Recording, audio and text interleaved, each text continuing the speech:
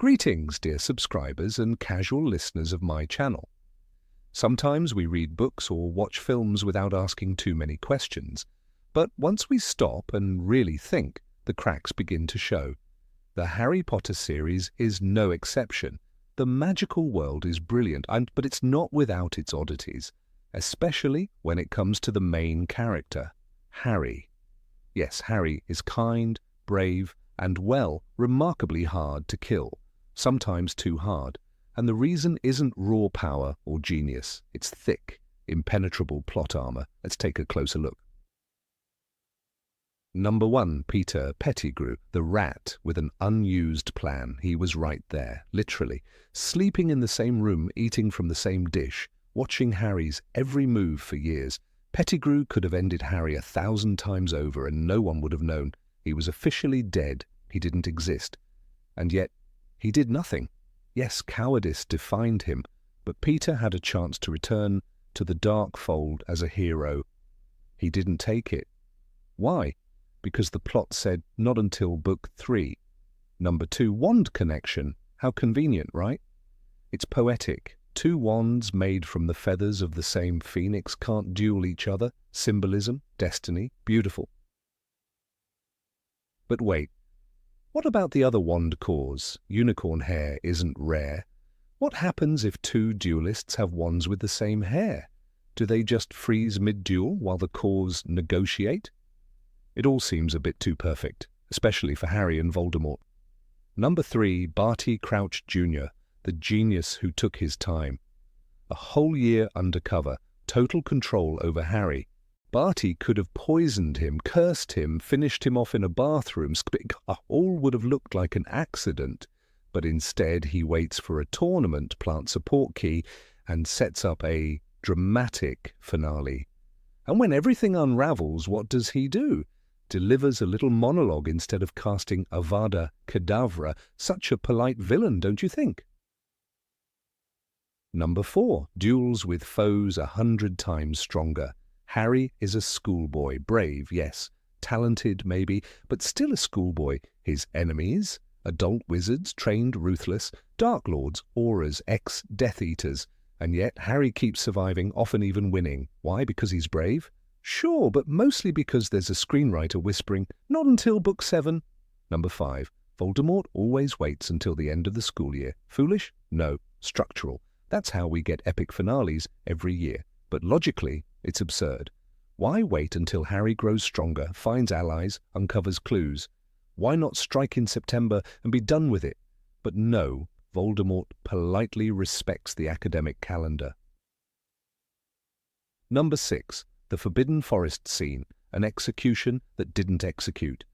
Harry walks to his death, he knows it, he accepts it, a true hero, and yet, he doesn't die. Why? Because the Horcrux had to be destroyed, but the protagonist had to live, so he dies, partially, then meets Dumbledore in a pristine white train station between worlds, and chooses, actually, I think I'll go back, still got stuff to do.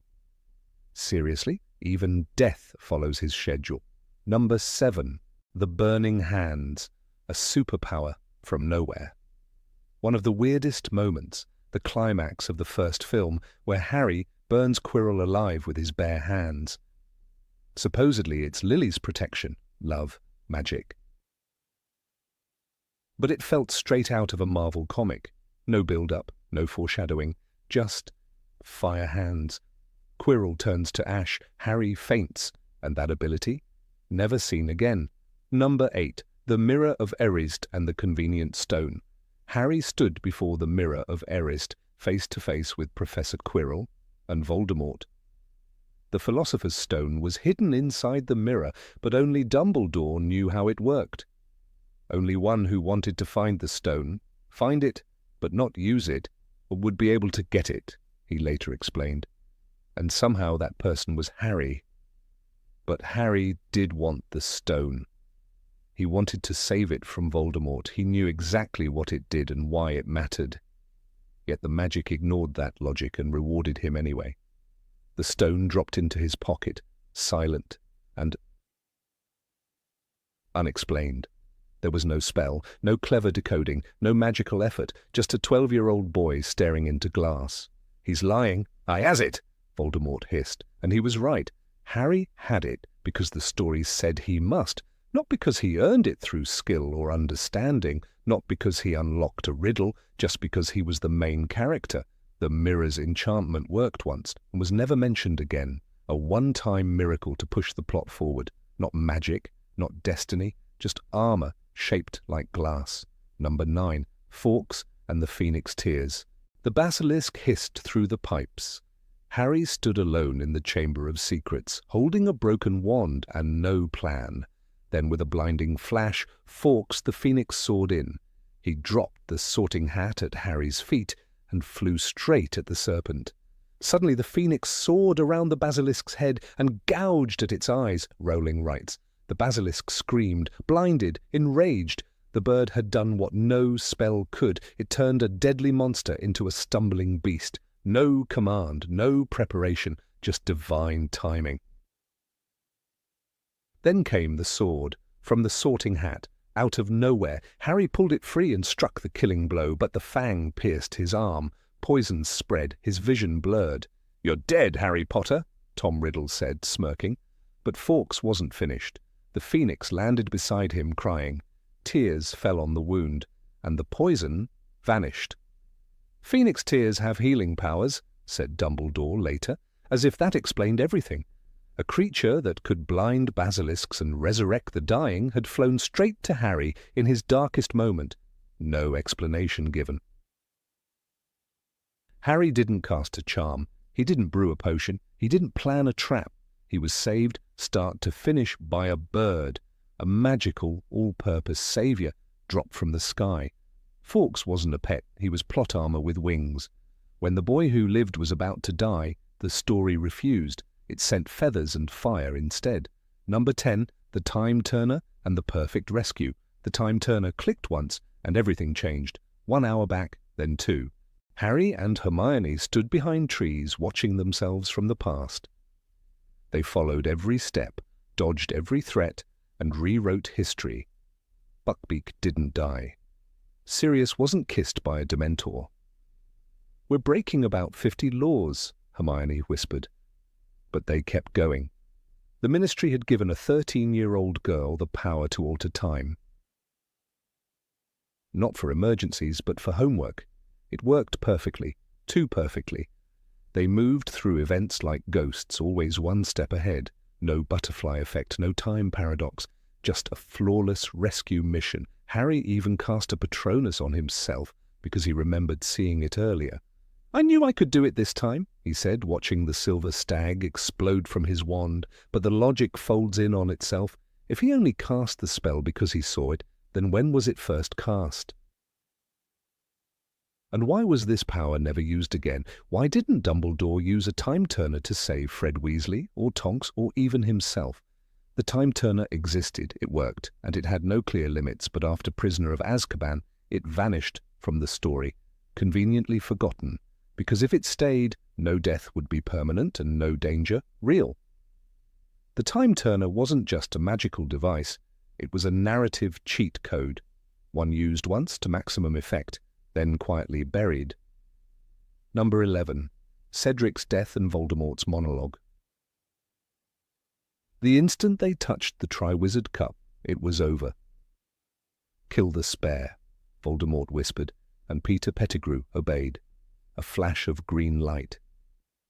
Cedric Diggory fell without a sound. No second thoughts, no delay, just death.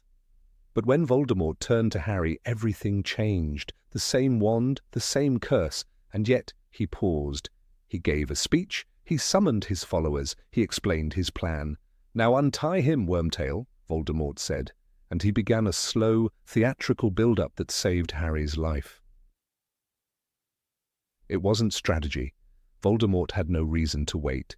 He could have ended the prophecy then and there. Instead, he wanted drama. He spoke of rebirth, power, heritage. He demanded Harry stand and duel him like equals. "We bow to each other, Harry," he said, mockingly polite. But that courtesy cost him everything. That delay gave Harry a chance to breathe. to grip his wand, to brace himself, and, most importantly, to survive the first strike. When the curses collided, their wands locked. Golden light spun between them. Ghostly figures emerged: Cedric, Bertha Jorkins, Frank Bryce, and finally, James and Lily Potter. "Don't let go now," they urged him. Harry, stunned and trembling, obeyed. He ran. He grabbed Cedric's body. He escaped. And the Death Eaters just stood there, watching. Voldemort, humiliated, screamed into the night. But the moment had passed. The hero had fled. This wasn't victory, it wasn't cleverness, it was a stall, a delay built on villainous ego and narrative necessity. Cedric died in a second. Harry got a monologue, a ritual, and a stage. Voldemort, the most feared wizard of all time, behaved like a performer, begging for applause, and the audience, us, got what we needed. One more narrow escape, one more miracle, one more chapter. The plot, once again, bent backward to let Harry live. Number 12, the Malfoy Manor miracle escape. Hermione screamed, Bellatrix's knife pressed against her throat, while Ron shouted and struggled from the cellar. Upstairs, Fenrir Greyback loomed. Lucius Malfoy paced. Narcissa watched in silence. Draco stood frozen. Harry was disarmed, helpless, lying on the floor like a rag doll. There was no way out. Every escape route was closed, every wand taken. Then suddenly tuned a pop. "Dobby has come to rescue Harry Potter," said the little voice. It was the moment the story snapped back into place. No warning, no explanation, just plot intervention wrapped in elf magic. Why did Dobby appear at exactly that second? Why not minutes earlier when Hermione was screaming in agony? Why not when Harry begged for help in the dungeon? We're told he was sent by Aberforth Dumbledore, but how did he know the precise location? "I was sent to help you," Dobby says. But who told him when? The Death Eaters were minutes away from delivering Harry to Voldemort. Yet the elf appears in perfect time like a scripted miracle. Dobby didn't just arrive. He acted with flawless precision. He disabled Narcissa. He dropped a chandelier to separate Bellatrix from Hermione. He grabbed everyone and began disapparating in seconds. No stutters, no errors. Not even the anti-apparition magic of the manor slowed him down. "You can't apparate or disapparate inside the manor," Lucius had said earlier. But Dobby wasn't bound by rules. He was bound by the plot. And the plot needed Harry gone. As the dagger flew, Bellatrix's final act of violence, Dobby still completed the spell. He died a hero. It's emotional, it's powerful, but it's not built on logic. It's a rescue written with a stopwatch. Every second of that escape was impossibly perfect. Not because Harry planned it, not because he fought his way out, but because, once again, the universe bent to let the boy who lived keep living. Number 13, the lucky Expelliarmus. It was the final battle, the Great Hall, burned with shattered windows and fallen stone. Voldemort stood tall, his face twisted with fury, his wand, the Elder Wand, raised to kill. Across from him stood Harry, alone, unarmored, shouting the same spell he'd always used, Expelliarmus. And just like that, it worked. Not only did Voldemort's killing curse rebound, but the Elder Wand flew from his hand and landed, as if summoned, in Harry's. Rolling rights, the wand spun high into the air and passed, spinning, into the hands of Harry.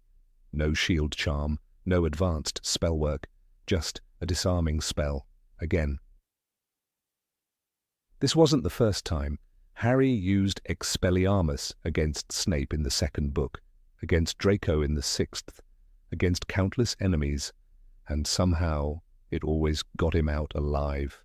Even Lupin warned him once, "You've got to be prepared for them to kill you. Expelliarmus is all very well, but if you're facing one of the unforgivables." But Harry never changed. He kept using the spell like a signature move, not because it made sense in a duel to the death, but because the plot was designed to make it work. And it wasn't just the spell. The wand refused to harm Harry. The Elder Wand, the most powerful wand ever created, chose not to obey Voldemort because it recognized Harry as its true master, because Harry had taken Draco's wand, because Draco had disarmed Dumbledore, because Dumbledore had beaten Grindelwald. The logic twists itself into a magical pretzel just to make sure Voldemort loses. The wand will not serve Voldemort because he is not its true master, says Harry. A neat explanation, a convenient one. The duel ends not with skill, but with destiny. Harry survives because the wand betrays its wielder, because the killing curse backfires again, because a simple spell defeats a Dark Lord who studied magic deeper than any other. It's poetic, it's satisfying, but it's not realistic, even by wizard standards. It's plot armor, pure and gleaming, shielding Harry with one final flash. Expelliarmus didn't just disarm Voldemort, it disarmed logic too. Number 14, the Gringotts getaway hunties. They crashed into Gringotts like thunder. Hermione, disguised as Bellatrix, stuttered her way past the goblins. Ron wore a ridiculous disguise. Harry stayed hidden under the invisibility cloak, gripping the imperious curse like a lifeline. They had no real plan, just wild courage and desperation. "I'm Bellatrix Lestrange," Hermione said, her voice trembling. The goblins didn't buy it, but plot armor pushed them forward right into the belly of the bank. The vault of Bellatrix held more than gold. It hid Helga Hufflepuff's cup, another Horcrux. Inside, the treasure multiplied endlessly, burning at the touch. Harry lunged. "Accio cup!" he shouted. Nothing happened. He dove into a pile of red-hot coins, screaming in pain. There was no skill in it, only chaos. They didn't destroy security spells. They didn't outwit goblins. They simply survived the firestorm. Why? Because they had to. When the trio stumbled out of the vault, barely breathing, they faced certain death. Goblins screamed, curses flew, the bank's defences collapsed around them, and then came the dragon. The massive, half-blind beast reared up, chains rattling, white scales gleaming in the torchlight. It should have killed them, but it didn't. Instead, they jumped on its back. Harry shouted, "Go!" And somehow, impossibly, it listened. They soared through the ceiling, into the sky, as if freedom had been waiting all along. It made no sense. They had no idea how to fly a dragon, no spell for taming beasts, no map, no exit strategy. But still, they rose above the burning bank, wind screaming in their ears. Plot overpowered logic. The heroes escaped the most secure place in the wizarding world by sheer luck and timing. No amount of bravery explained it. Only the hand of the author could. Number 15, flying a hippogriff like a pro. They had no training, no preparation, and no business attempting what they were about to do. Harry Potter and Hermione Granger, two 15-year-olds caught in a dangerous web of time travel and magical justice, found themselves standing beside a creature they barely knew. Buckbeak, the hippogriff. The moonlight bathed the tower in silver, and from this dizzying height they were expected to perform a feat of precision and daring. They were to mount this wild, misunderstood beast and escape into the night air, saving not just a life, but their version of justice. It was a moment destined to be remembered as heroic, but only because the fabric of the story bent around them like a shield. By all accounts, they should have failed. Hippogriffs are notoriously proud and temperamental creatures. Earlier in the same school year, Draco Malfoy had earned a vicious swipe across his arm simply for insulting Buckbeak during Hagrid's Care of Magical Creatures class.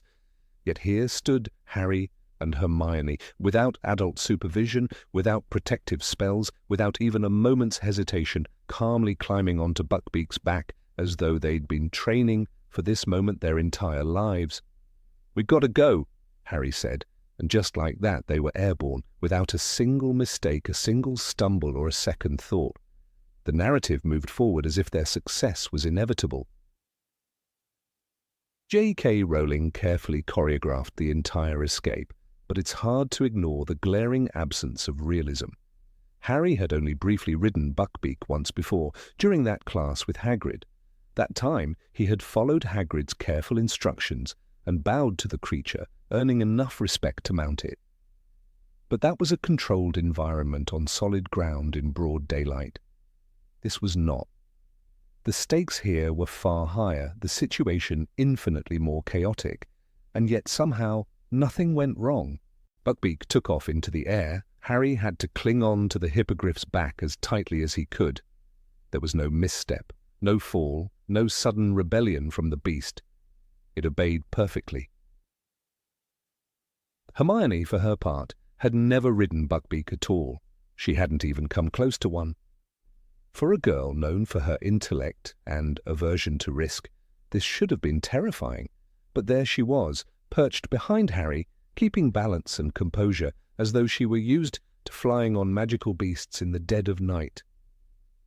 In truth, the moment was romanticized for the sake of tension and resolution. It wasn't about what was likely, it was about what was necessary. Buckbeak served his purpose as a literary vehicle, quite literally, to move the characters to the next plot point. Even the logistics of the flight defied logic. A hippogriff, despite its strength, is a creature of flesh and bone. Carrying 2 human teenagers should have been a considerable burden. Flying with 1 passenger was already an effort, as seen when Harry had his earlier ride. The added weight, plus the abrupt takeoff from a narrow tower ledge, should have pushed the limits of what Buckbeak could physically manage, but none of that mattered because the moment needed to happen. So they soared, silent and swift, into the darkness, the cold wind whipping past their faces and no consequences in sight. The setting itself magnified the implausibility. Hogwarts Castle is ancient, vast, and surrounded by forests, hills, and strict magical barriers. Escaping from within its walls, let alone from the tower, where Sirius Black was imprisoned, should have been nearly impossible. Teachers, auras, dementors, they were all around. But no one saw the great winged creature with 2 students upon its back. Not even the sharp-eyed dementors who had been posted throughout the grounds, sniffing for the faintest trace of Sirius's presence? The answer lies not in invisibility, but in convenience. The story needed an escape, and so an escape was given. The scene is thrilling, no doubt. It plays out like a cinematic sequence, with the moon as their spotlight and the stars as silent witnesses. The readers are swept away, heart-pounding, eager for Sirius to be saved and justice to be served. But beneath that excitement lies a truth often glossed over. Harry and Hermione succeeded not because of skill, courage, or planning, but because the narrative needed them to succeed. It was a victory handed to them by the invisible hand of the author, not earned through logical progression or believable action. One of the most telling indicators of this plot armor is the complete lack of immediate consequence.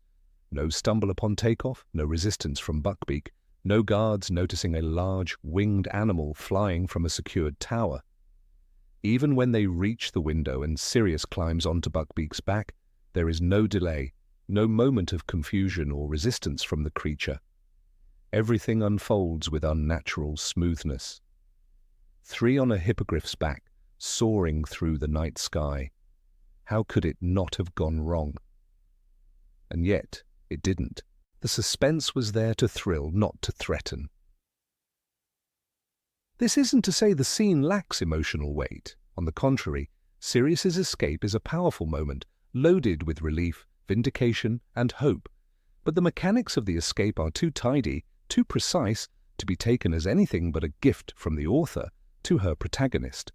Harry was desperate to save the godfather he had just come to know.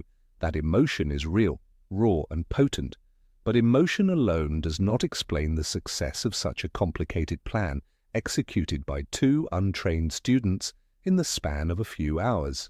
Number 16, Escaping the Ministry of Magic.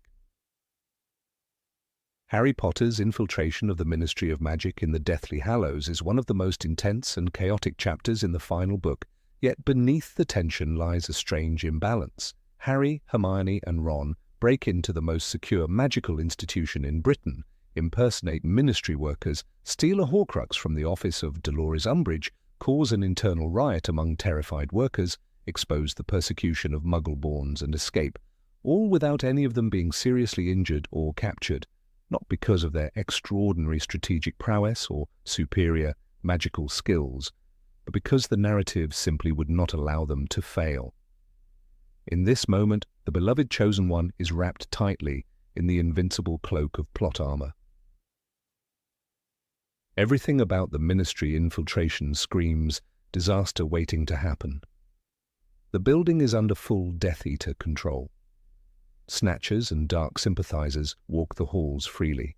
Magical surveillance is heightened. Security spells are layered across every wall and floor. Even workers live in constant fear. It is not just a building, it is the very seat of Voldemort's new regime. And yet 3 teenagers, barely trained and operating on sheer desperation, manage to not only survive, but achieve everything they set out to do.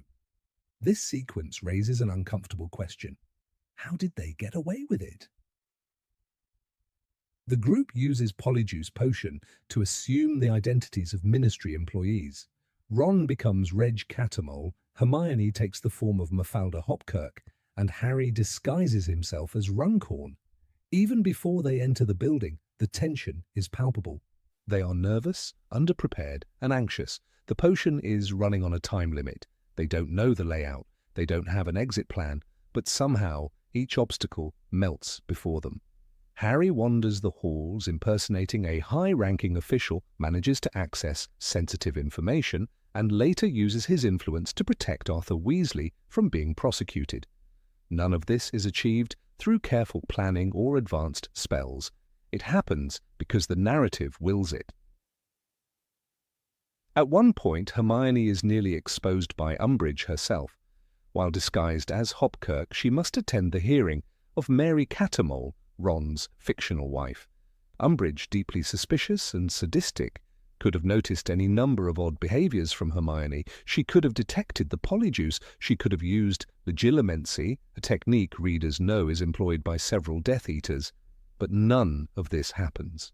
Hermione not only survives, but delivers a passionate speech about blood purity that ends up destabilizing Umbridge's courtroom. "You're lying, filthy mudblood, and I'm about to prove it," Umbridge shrieks at Mary Catamole. But when the locket, the Horcrux, reacts to Hermione's presence, chaos erupts, conveniently redirecting suspicion. Harry stuns Umbridge, steals the Horcrux, and suddenly the room is thrown into panic. The trio flees, fighting off multiple attackers and dodging spells. Somewhere between the courtroom and the atrium, they encounter Yaxley, one of the most dangerous Death Eaters in the Ministry. Again, one might expect a tragic turn or at least a brutal fight, but instead, Yaxley is outmaneuvered by a trio of underage wizards who have never duelled a Death Eater inside government headquarters before. Hermione, under pressure, manages to apparate them out, despite the anti-apparition jinxes laced into the Ministry's walls. She takes them to Grimmauld Place, only to realize that Yaxley has grabbed onto her. But once again, narrative convenience saves the day. The moment Yaxley arrives at Grimmauld Place, the Fidelius charm is broken, their safe house is compromised, yet the trio still escapes without direct confrontation. They simply disapparate again. Hermione brings them to the Forest of Dean. It's a jarring sequence of teleportation from one danger zone to another, and each time, despite injury, despite confusion, despite enemies tracking them, they survive. When the dust settles, the reader is left to marvel at their luck more than their skill. "We did it, and we got the Horcrux," Harry says, exhausted. But did they really succeed through their own merit? The truth is uncomfortable. Harry's success at the Ministry is not the result of tactical brilliance or magical superiority. It's the consequence of a storyline that refuses to let him die. The so-called plot armor is thick here, and its threads are visible. Rowling masterfully builds tension, but she never quite allows the stakes to follow through. There is a consistent sense of dread, yet no real casualties. Not one person dies during this mission. No one is captured. The most damage the trio suffers is physical exhaustion and mild injuries. For a mission into Voldemort's new lair, this outcome strains credibility. Consider the comparison with adult wizards and witches throughout the series. In Order of the Phoenix, the infiltration of the Department of Mysteries results in the death of Sirius Black, a powerful aura. In Half-Blood Prince, Dumbledore himself is ambushed and killed at Hogwarts. These moments teach readers that no one is truly safe. Yet during the Ministry break-in, the youngest and least experienced characters are handed an impossible mission and somehow emerge unscathed. It is a sharp break from the logic established in previous books. Even seasoned Order members like Mad-Eye Moody would have likely faced greater resistance. There's also the issue of Umbridge's survival. She is stunned and stripped of a powerful magical artifact, yet nothing is said about her fate afterward. In any believable scenario, her immediate reaction would be to alert every Death Eater in the building. She would scream treason, deploy alerts, and command the lockdown of all exits. But this doesn't happen. Instead, it's as though she falls out of the narrative, giving the trio an open lane to escape. For a character so vengeful and precise, this silence is unnatural. Number 17, Crossroad Coincidence with Horcruxes. Of all the impossible tasks in the wizarding world, few compare in complexity and danger to the hunt for Voldemort's Horcruxes. These are not ordinary magical objects. They are containers of soul, crafted through unspeakable dark magic and hidden with fanatical paranoia. Even the greatest Aurors, armed with decades of experience and institutional resources, would likely falter in such a mission. Yet Harry Potter, a 17-year-old student with no formal training in dark magic detection, somehow succeeds. He senses Horcruxes, locates them with uncanny instinct, and destroys them with an ease that borders on the miraculous. This isn't just bravery, it's the hand of narrative protection guiding every step. From the outset, Dumbledore provides only fragments of guidance. He shares theories about the number of Horcruxes and guesses about possible objects. He points Harry toward Tom Riddle's obsession with notable relics and Hogwarts founders, yet even these clues are speculative. The diary and the ring had already been found, one by chance, the other with Dumbledore's meticulous research. But once the headmaster dies, the rest of the quest falls entirely into the hands of Harry, Hermione, and Ron. Three teenagers suddenly expected to outsmart the most dangerous dark wizard in history. It should have been the beginning of disaster. Instead, it becomes a strangely choreographed treasure hunt where the pieces fall into place with narrative convenience more than credible investigation. Take, for instance, the locket. The real Horcrux had already been removed from the cave by Regulus Black, something Harry and Dumbledore never realized. The trio spends months in the wilderness searching, yet the actual locket ends up being stored in the most narratively accessible location imaginable, the home of Dolores Umbridge, and later the Ministry of Magic. Of all places, the Ministry, one of the few buildings they are already somewhat familiar with. Not only do they discover this through pure coincidence while infiltrating Grimmauld Place, but they also manage to extract it with minimal casualties. The risk is present, but the outcome is remarkably favorable, considering the dangers. Then comes the Sword of Gryffindor. Its role as a Horcrux destroyer is critical, yet its location is never revealed through logic. A Patronus leads Harry to it, a Patronus sent by Snape, who somehow knows not only where they are, but how to deliver the sword at the precise moment Harry is isolated. Harry, impulsively diving into a freezing lake, nearly dies retrieving it, yet even this seems scripted. Ron reappears just in time to save him, even though he had left the group earlier in frustration and was wandering without direction. He conveniently discovers Harry through the magical Deluminator, which guides him like a GPS. It's poetic, perhaps, but too convenient to ignore. These are not events forged by cleverness or effort. They are gifts of the narrative. The discovery of the Hufflepuff cup inside Bellatrix's vault stretches this protection even further. Griphook agrees to help them break into Gringotts, but his motivation is purely transactional. He wants the sword.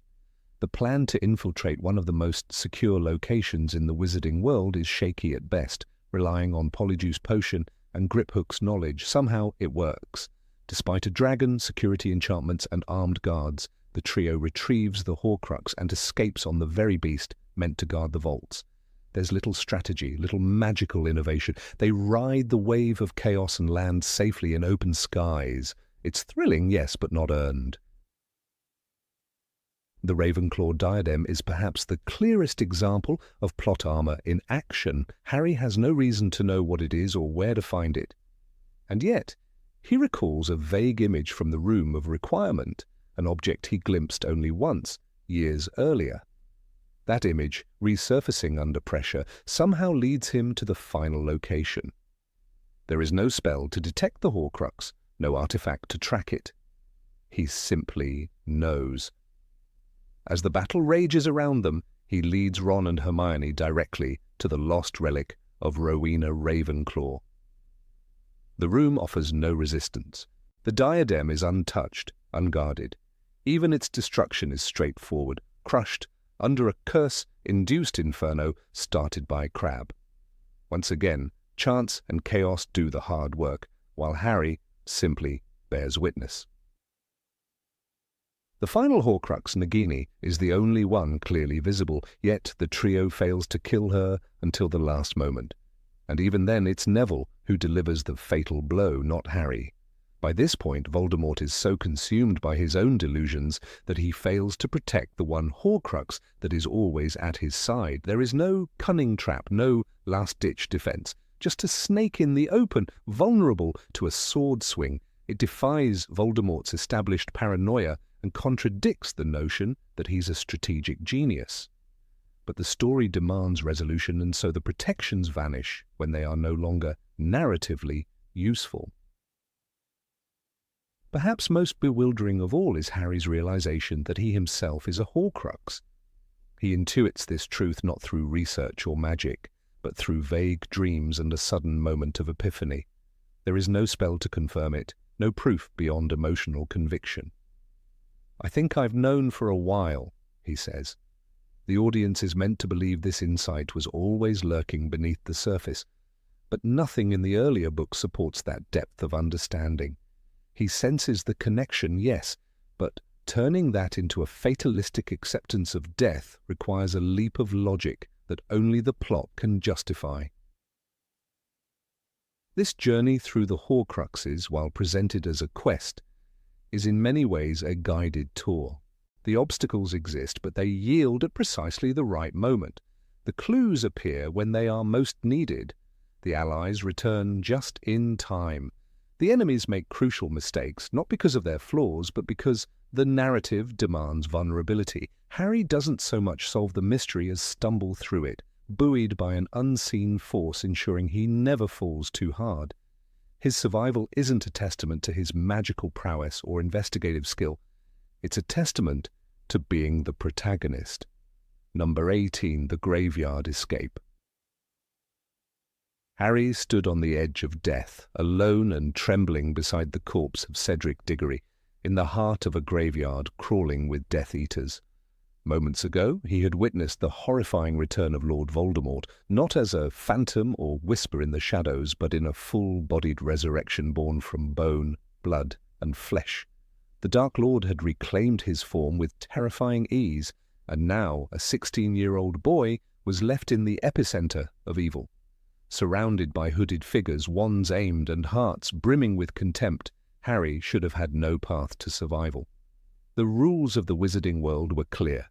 One boy against a dozen seasoned murderers was not a fair fight. Yet somehow, impossibly, he lived. The duel that followed was not a battle of equals, but a performance orchestrated by narrative fate. Voldemort, swollen with arrogance and freshly reborn, desired not just to kill Harry, but to humiliate him. He wanted to prove his dominance in front of his followers. So he released Harry from the ground, handed him a wand, and began the mockery of justice, a duel between predator and prey. There was no reason for this, no logical advantage to the Dark Lord. A killing curse from behind would have sufficed, but instead, the scene was set for something else. "We bow to each other, Harry," Voldemort said, relishing the theatrics. The performance began, but it didn't follow Voldemort's script. When their wands met, Something ancient and unexplained happened.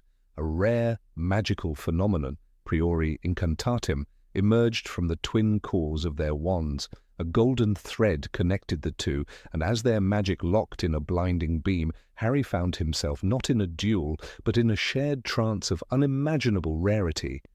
Spirits emerged from Voldemort's wand, shadows of his past victims.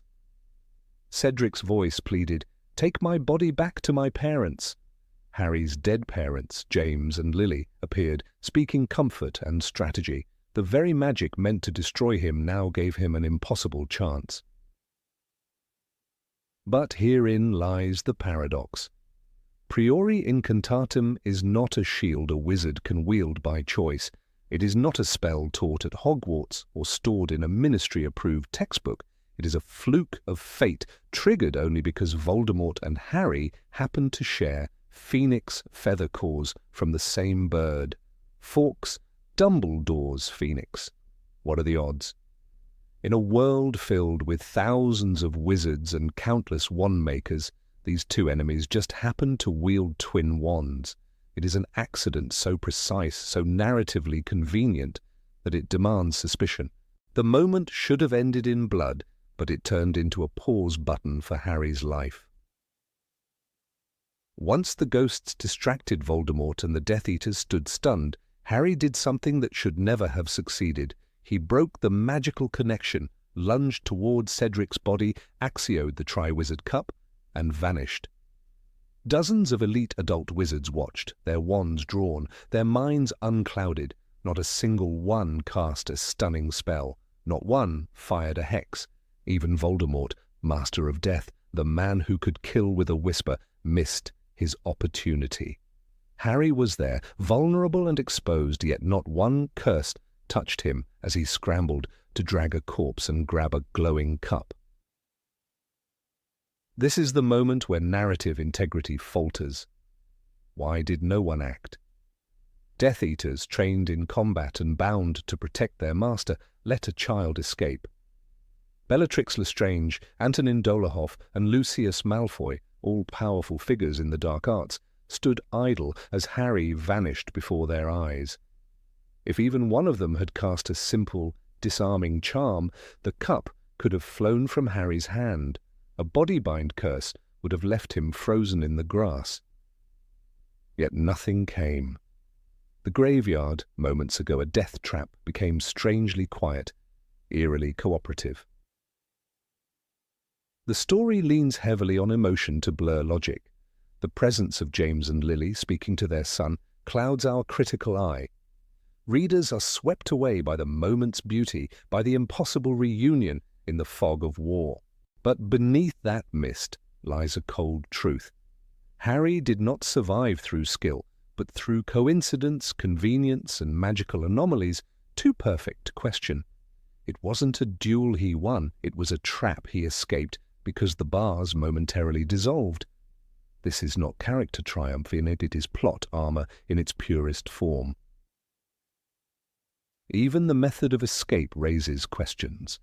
The Triwizard Cup was made a portkey by Barty Crouch Jr., intended to transport Harry to the graveyard. But once its job was done, how did it still retain two-way capability? Portkeys, as established earlier in the series, are specifically programmed for destination and time. Was it plausible that it would bring Harry back to Hogwarts just because he touched it again? Was this a portkey or a magic door without locks? This unexplained reversal of function is never addressed. The magical rules shift to fit the needs of the scene. The contrast between this escape and other magical showdowns is glaring. In Order of the Phoenix, we see Dumbledore and Voldemort clash in a violent storm of fire, water, and transfiguration, two masters weaving spells with precision and power. In Deathly Hallows, Harry survives again, but only after sacrificing himself and shattering the Elder Wand's loyalty. These scenes earn their tension through risk and consequence, but the graveyard scene lacks the balance. Harry does nothing except survive. He casts no brilliant spell. He weeps, he runs, and he clings to fate. This moment has far-reaching consequences, but its foundation feels shaky. The return of Voldemort is monumental. The Ministry will deny it. Hogwarts will be thrown into disarray. Yet this historical turning point rests on an escape that defies reason. We are meant to believe that Harry, without backup, without training, and without preparation, slipped from Voldemort's fingers simply because destiny had a soft spot for him. That makes for an emotional tale, but a fragile one. In a world as richly built as Rowling's, this kind of narrative magic demands scrutiny. The emotional weight of the scene masks its structural weaknesses. Cedric's death is raw and unfair. The ritual is chilling. The spirits in the Priori Incantatem moment bring tears and awe. These layers of pathos work. They do their job well, but emotional power does not fix logistical holes. The story sacrifices realism for catharsis, and readers are so moved by the return of Lily and James that they overlook how no spell stopped Harry. The danger of Voldemort feels diminished, not because he is weak, but because the plot refuses to let him win when it matters. In many ways, this scene reflects the tension between character-driven and plot-driven writing. Harry doesn't outsmart his enemies. He doesn't tap into secret knowledge or hidden strength. He's not a strategist. His only contribution is endurance and loyalty, traits that serve him well but don't logically justify escape. The real force at play is the invisible hand of storytelling, pushing him towards safety because the tale cannot end here. It isn't Harry's skill that saves him. It's the author's need to preserve the chosen one. What makes this moment so peculiar is how unrepeatable it is. If another character had been in that graveyard, even someone as capable as Neville or Luna, the outcome would have been final. There would be no golden beam of protection, no ghostly intervention, no portkey miracle. Harry survives because the universe bends around him. The very magic that should have sealed his fate instead opens a door that no one else could have walked through. It is a miracle, yes, but one made of ink, not incantations. When Harry collapses back at Hogwarts, still clutching Cedric's body, the emotional arc concludes with weight. The horror is real, the death is permanent, but the realism of the escape remains murky. Readers cry for Cedric, cheer for Harry, and fear the future. Yet the mechanics of his survival are never explained or even questioned. Characters accept it. Dumbledore nods with gravitas. Fudge denies it with outrage. But no one asks how a boy outran death surrounded by killers. The story counts on us not to ask. In the end, this scene is iconic, not for what Harry does, but for what happens to him. He becomes a witness to resurrection, to ritual murder, and to the return of ultimate evil, but his survival is a gift from the story itself, not a feat he earns. He lives not because he wins, but because the script said so, and that, more than any spell or ghost, is the real magic behind his escape. Number 19. Underwater survival without preparation. In the chilly depths of the Black Lake, surrounded by an unnatural silence broken only by the slow, echoing thumps of his own heartbeat, Harry Potter swam through dark water with the weight of an entire school's expectations bearing down on him. The second task of the Triwizard Tournament was cruel in its simplicity. Rescue something precious from the bottom of the lake within a strict time limit, or suffer the consequences. For Cedric Diggory, Fleur Delacour, and Victor Krum, the task was difficult but manageable, executed with preparation, deliberate strategy, and magical ability. But for Harry, the entire ordeal began with a desperate gamble and a miracle delivery from a house elf. Harry's preparation for the underwater challenge was almost laughably thin. Despite being given a full clue, a riddle concealed in the golden egg that clearly indicated something had to be retrieved from the lake, Harry failed to solve it until the very last moment. While Cedric wisely took the egg to the prefect's bathroom and solved it in time to prepare, Harry wasted weeks procrastinating, struggling with the egg's screeching cry and achieving nothing. He was not stupid, but his consistent failure to act turned a strategic problem into a potential death sentence. The book even acknowledges his delay. He had not done a single thing to prepare for the second task. As the morning of the task approached, Harry was nearly helpless. He had no idea how to survive underwater for an hour, let alone how to navigate the dangers of the Black Lake and confront its guardians. Then, in a stroke of absurd convenience, Dobby appeared and presented him with gillyweed, a magical plant that grants gills and webbed limbs, effectively solving every physiological issue of the task in one bite. Dobby's timing was suspiciously perfect. He showed up the night before the task, unsolicited, with exactly the item Harry needed. What makes the moment more eyebrow-raising is that Dobby had overheard Professor Moody, who, as the reader later learns, is Barty Crouch Jr. in disguise and talking about gillyweed. The entire setup reeks of narrative interference. The reader is asked to accept that the entire plan hinged on Harry passively receiving help at the last possible second. Not through skill, not through cleverness, but through kindness, from a loyal creature and manipulation from a Death Eater disguised as a professor. Harry does not know the properties of gillyweed. He does not know if it will work. He doesn't even know how long the effect lasts. He plunges into the water with nothing but blind faith in a house elf's good intentions and survives by sheer luck. And yet, despite this cascade of recklessness and uncertainty, he emerges not just unscathed but victorious in the eyes of the judges, who reward him for moral fibre. The deeper problem lies in the design of the task itself. Hogwarts, a school known for its unpredictable dangers, hosted an international tournament where one of the challenges involved being submerged in freezing, monster-infested waters for a full hour. Fleur Delacour is attacked by Grindylows. Victor Crumb transforms his head into a shark's in a magical mutation that could go horribly wrong. But no authority figure bothers to check if each champion is capable of performing the task.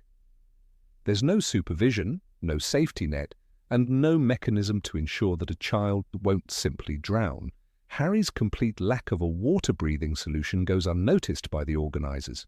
In a normal world, this would be gross negligence. In the world of Harry Potter, it's simply brushed aside because the protagonist cannot die, not yet.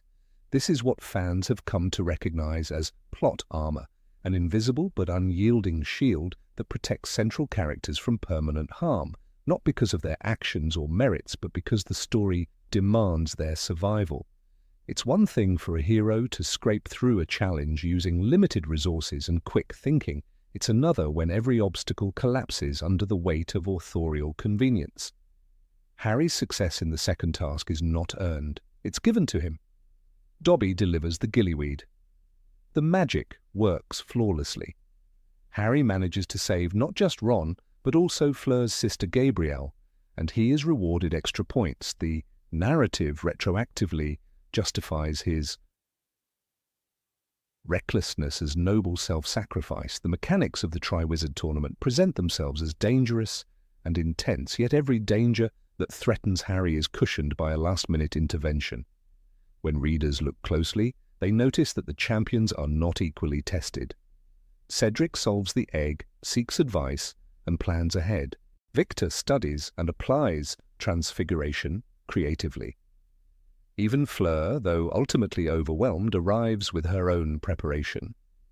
Harry shows up with none of that, yet still achieves success, and sometimes even greater success than his peers. Dumbledore himself, when announcing the scores, praises Harry's moral judgment, not his magical competence. In reality, Harry should have failed this task entirely. It becomes increasingly clear that the contest is not about equal chances, but about narrative symbolism. Harry is not allowed to lose because he represents something more than a student competing in a tournament. He is the chosen one. He is a symbol of good, and good in this case must win. Even the lake creatures, like the merpeople, treat Harry gently. They do not harm him. They respond politely to his desperate insistence to save Gabrielle, even though it was not required. Their compliance further cushions the illusion that Harry faces real danger. There is always an unseen hand guiding events, and the illusion of risk is never fully realized. The most ironic detail is that the gillyweed solution almost didn't happen. In the original book plan, J.K. Rowling had intended for Harry to use a bubblehead charm just as Cedric and Fleur did. But she changed her mind to include Dobby and offer him a moment of significance. While this makes narrative sense, especially after Dobby's loyalty was earned in Book 2, it also reveals how close the story was to giving Harry a more traditional earned solution. Instead, it pivoted toward magical convenience. The spell was too advanced for a 4th year? Then let's just give him magical fish lungs. There is a key line from the book that exposes the fragility of Harry's situation. He was starting to feel uncomfortably hot, and his heart beat loudly in his chest. What if he'd eaten something bad, something poisonous? This is not the thought of a prepared hero. This is panic masked as bravery. Harry has no idea what he's doing. He's not confident. He's terrified. And that would be fine, even noble, if his eventual victory didn't validate this recklessness as admirable. Instead of punishment or failure, he is praised, and the audience is left to applaud a survival that should never have occurred. The structural imbalance of the second task becomes more pronounced when we consider how differently events would unfold for any other character. Imagine if Neville had been chosen, or Seamus, or even a less famous Hufflepuff. Would the organisers have allowed them to walk blindly into the lake with no plan for survival? Would Dumbledore have turned a blind eye to a student's death? The unspoken truth is that Harry is special, not just in the eyes of the story, but in the mechanics of the story's construction. He is never truly at risk, no matter how much danger is conjured. It is a disservice to Harry's character development. Throughout the series, Harry grows into a leader, a fighter, and eventually a martyr. But the second task does not reflect growth. It reflects the limits of responsibility placed on him. He is the protagonist and as such is protected, even from his own failures. This protection diminishes the value of the triumph. There is no lesson learned, no new skill acquired, only a narrow escape from death and a pat on the back from the judges. In a series that frequently explores themes of sacrifice, courage, and consequences, the second task represents a strange deviation. It asks us to believe that fate alone is enough, that good intentions combined with magical assistance from side characters can replace preparation and skill. For many fans, it is a thrilling scene filled with suspense and wonder. But beneath the surface, quite literally, lies a troubling example of narrative favoritism. This is not to say that Harry's bravery was invalid. He did dive into the lake for someone he cared about. He did attempt to save more than required, but bravery, unmoored from competence or caution, becomes recklessness. And rewarding recklessness with triumph creates a dangerous message, that being the main character is enough. That surviving isn't about strength, but about the story's willingness to let you live. The second task in the Triwizard Tournament is a vivid example of plot armor cloaked as heroism. It offers readers a dramatic underwater adventure, but at the cost of narrative logic. Harry didn't outsmart the challenge. He didn't master a new spell. He didn't earn the solution. He was saved. By timing, by luck, by characters working on his behalf. And that, more than anything else, reveals the fragility of the wizarding world's most famous champion. Number 20, Teenagers vs. Death Eaters in the Ministry. The battle inside the Department of Mysteries was supposed to be a massacre. On one side, 6 teenagers with barely a year of practical defensive magic between them. On the other, fully grown, experienced Death Eaters, killers handpicked by Voldemort himself. By all logic, the skirmish should have ended in under a minute. Yet, chapter after chapter, Harry and his friends managed to dodge death, repel lethal curses, and stand their ground against opponents like Lucius Malfoy and Bellatrix Lestrange. It felt less like wizardry and more like literary grace, a narrative shield, a kind of invincibility woven not through skill, but through plot necessity, as if the quills of fate bent themselves to spare the boy who lived, and everyone standing around him. It began the moment they stepped into the Hall of Prophecies. With only a vague plan and a heart full of righteous courage, Harry led Ron, Hermione, Neville, Ginny, and Luna into the unknown. They had no backup, no real exit strategy, and no true understanding of what they were walking into. And yet, when the Death Eaters appeared, 8 of them, including juggernauts like Dolohov and Rookwood, the teenagers didn't fall apart. Instead, they began an extended battle sequence that stretched the limits of belief. "Now give me the prophecy," Lucius Malfoy commanded, his wand trained, his voice cold. But what followed was not swift defeat, it was survival, again and again. Neville Longbottom, who had only recently stopped melting cauldrons in class, stood his ground like a dueling veteran. Ginny Weasley, a 4th year, cast spells like she was born for it. Luna Lovegood, always floating somewhere between madness and genius, proved elusive and defiant. And Ron Weasley, known more for loyalty than magical finesse, hurled spells with enough force to scatter adult Death Eaters. These were children who had barely navigated a school curriculum. And yet they dodged, deflected, and retaliated like seasoned auras. The text says, "Jets of light flew in every direction. Harry saw bodies flying through the air and heard yells and shouts." But none of those bodies belonged to fallen Gryffindors. No bones shattered, no blood spilled, not for a long while. It was Dolohov who finally landed a blow. His silent curse hit Hermione squarely, knocking her out cold. She was perhaps the only one with a trace of tactical thought, and her absence should have tilted the fight irreparably. Instead, her incapacitation was brushed off in the moment. "Hermione!" Ron cried, panicked, but there was no time to grieve. They moved forward, still swinging, still surviving. The narrative could not allow them to break. Not yet. Then came the room with the veil, the archway whispering of death. The stakes were now beyond metaphoric. Bellatrix Lestrange, unhinged and lethal, should have ended it all. She was a murderer, Azkaban's proudest graduate, a woman who had brought entire families to ruin. And yet, when she faced off against a handful of students, she could not strike the killing blow. Even her spells, terrible, vicious spells, seemed diluted by the invisible force of the narrative. "The baby's going to die tonight," she taunted Harry. But every spell she fired missed, or hit harmless surfaces, not because she was weak, but because the story wasn't ready for them to fall.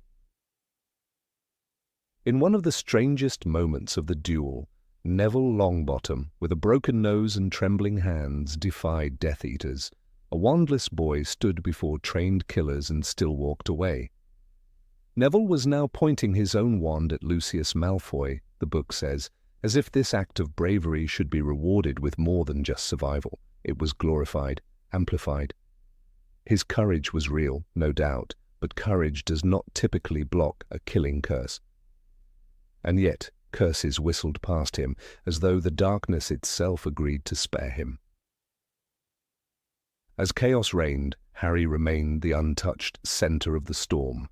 He held the prophecy sphere, the object everyone wanted, and yet no one managed to tear it from him. He sprinted, he stumbled, he shouted, and nothing pierced his skin. Not one Death Eater struck him with anything more damaging than a glancing spell. It became increasingly difficult to attribute this to talent or instinct. Harry, for all his moral grit, had only duelled with proper intensity a handful of times. His only edge was emotional. And while the heart makes a hero, it does not make a shield. Something else kept him alive. The moment Sirius Black arrived, there was a jolt of hope. Reinforcements, finally. The Order of the Phoenix swept into the room like angels descending, but by then the teenagers had held the line for far too long. The damage should have been fatal. Yet it wasn't. Ron was confounded, Ginny had a broken ankle, and Hermione lay unconscious, but they were alive, not one death, not one scar that would never heal. Only Sirius paid the price. He was laughing at her, the book tells us, just before he fell through the veil. The sacrifice came, but not from the children. The adults bore the cost, as if the story had chosen whose blood was permissible to spill. And even in the final confrontation, when Harry chased Bellatrix through the ministry halls, wandless and grief-stricken, the story refused to break him. He used Cruciatus, illegal magic, and failed. Bellatrix mocked him. "You need to mean them, Potter," she shrieked, and still she did not kill him. She fled instead. A killer ran from a wandless teenager. And then the ultimate protector arrived, Voldemort himself. A moment that should have obliterated Harry instead became an allegory. The Dark Lord aimed to possess him, to crush his soul, and yet Harry's pain, his love, expelled him. Dumbledore would later call it strength, but was it? The emotional power of Harry's grief was indeed real. The boy who had lost his godfather was consumed with agony. Yet agony does not defeat Avada Kedavra.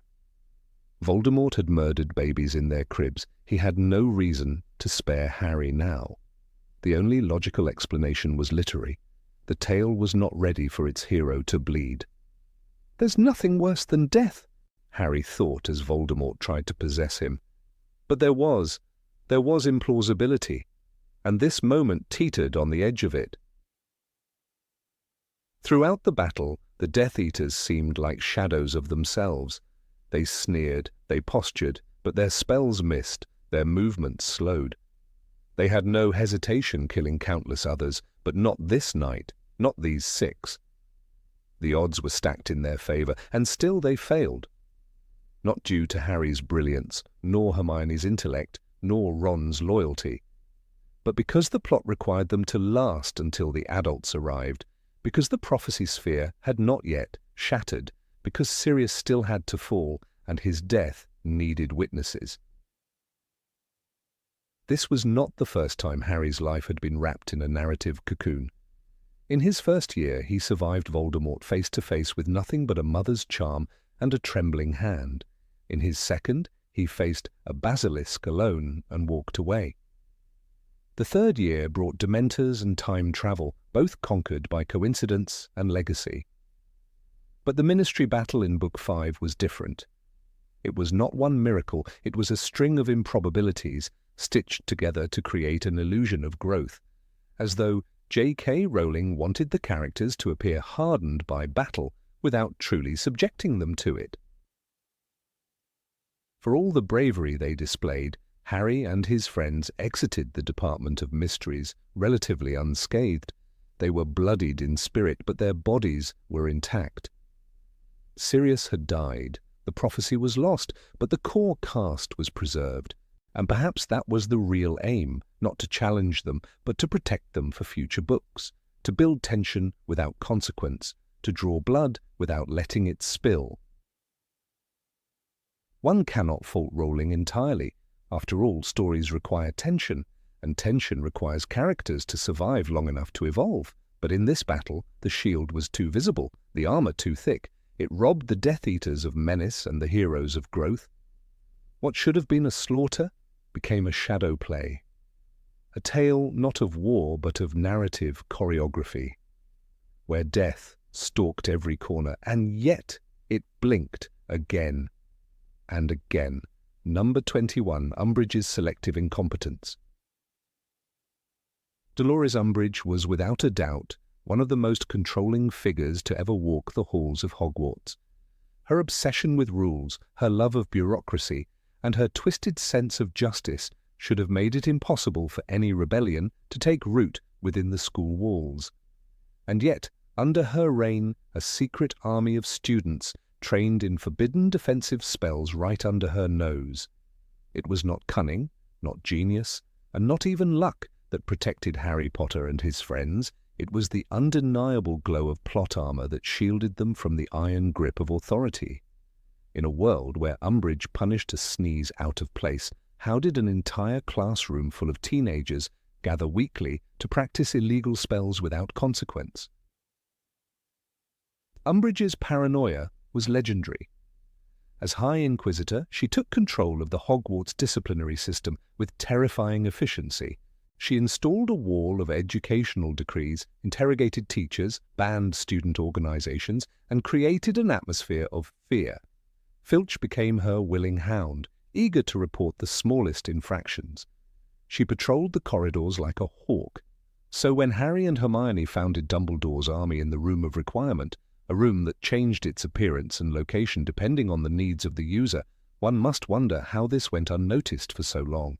It strains belief that Umbridge, who ordered all student communications monitored, didn't manage to stumble upon a single whisper about the meetings until it was narratively convenient. The students weren't exactly discreet.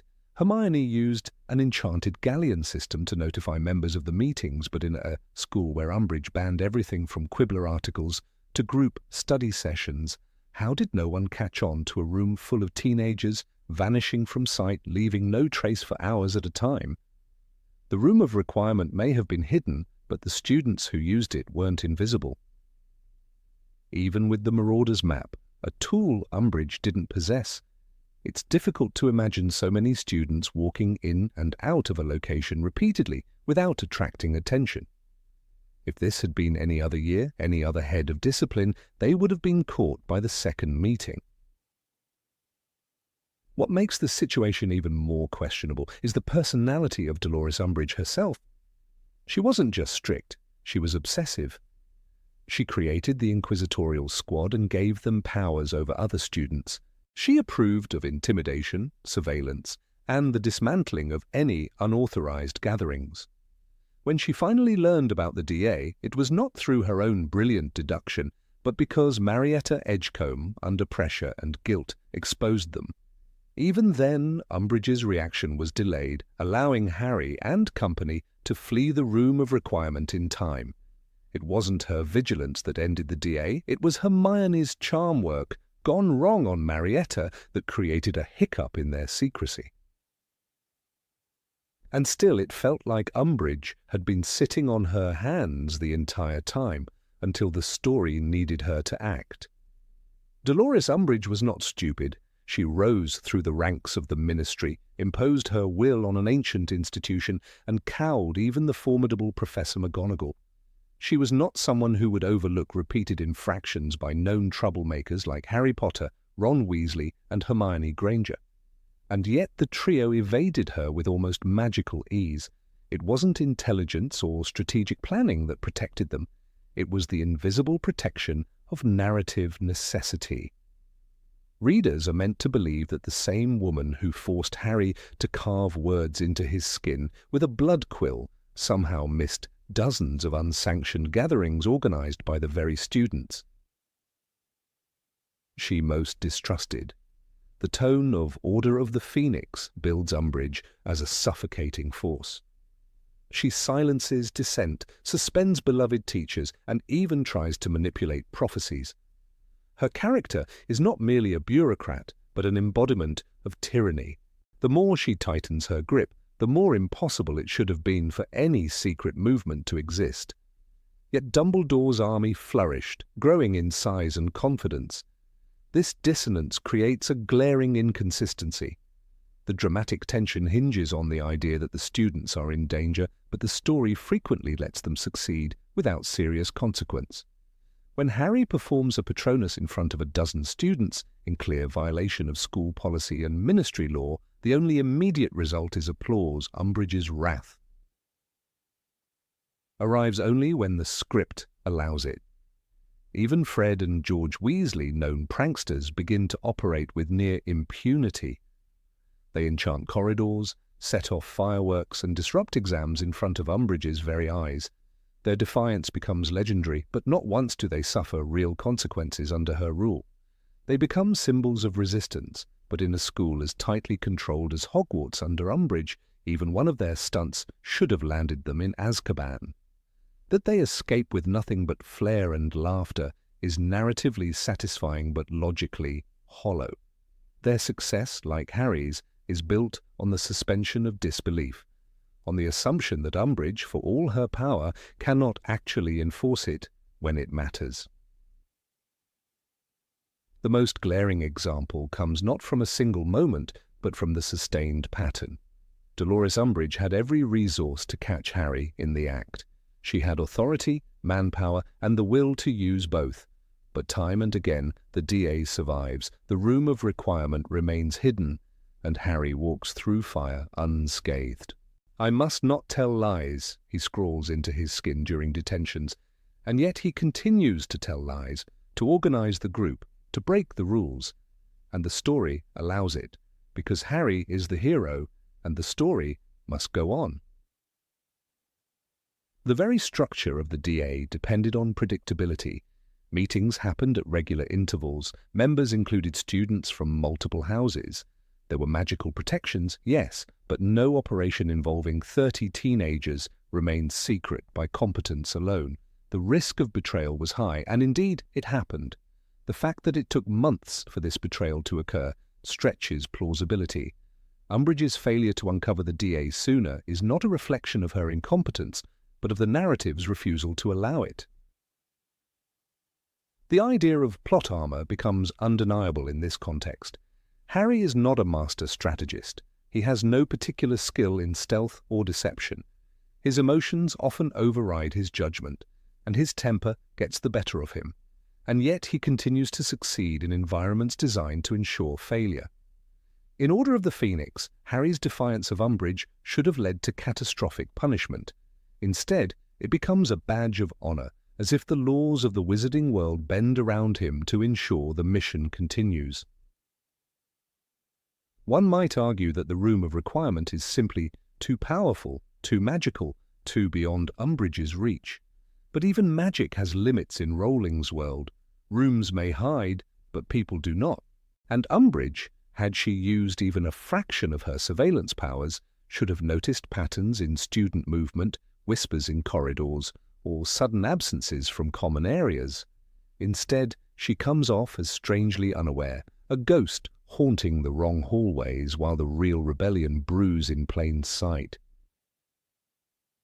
Consider how easily Umbridge captured Hagrid or tried to sack Professor Trelawney, both powerful adult wizards with some form of support.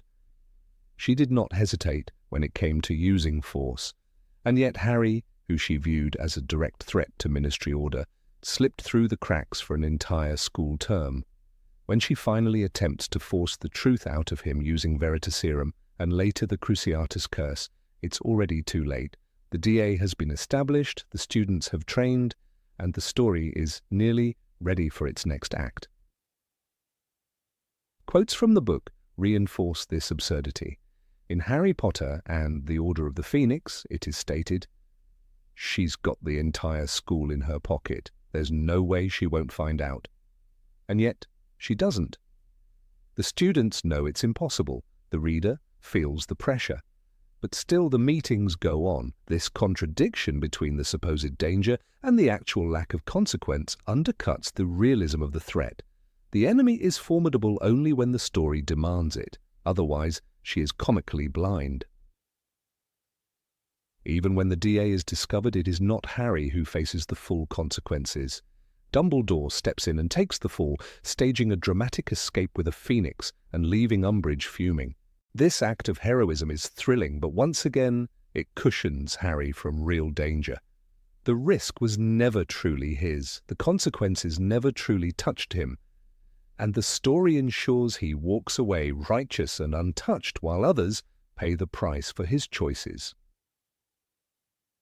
The failure of Dolores Umbridge to dismantle Dumbledore's army is not just a narrative oversight, it is a mirror reflecting the limits of the story's internal logic.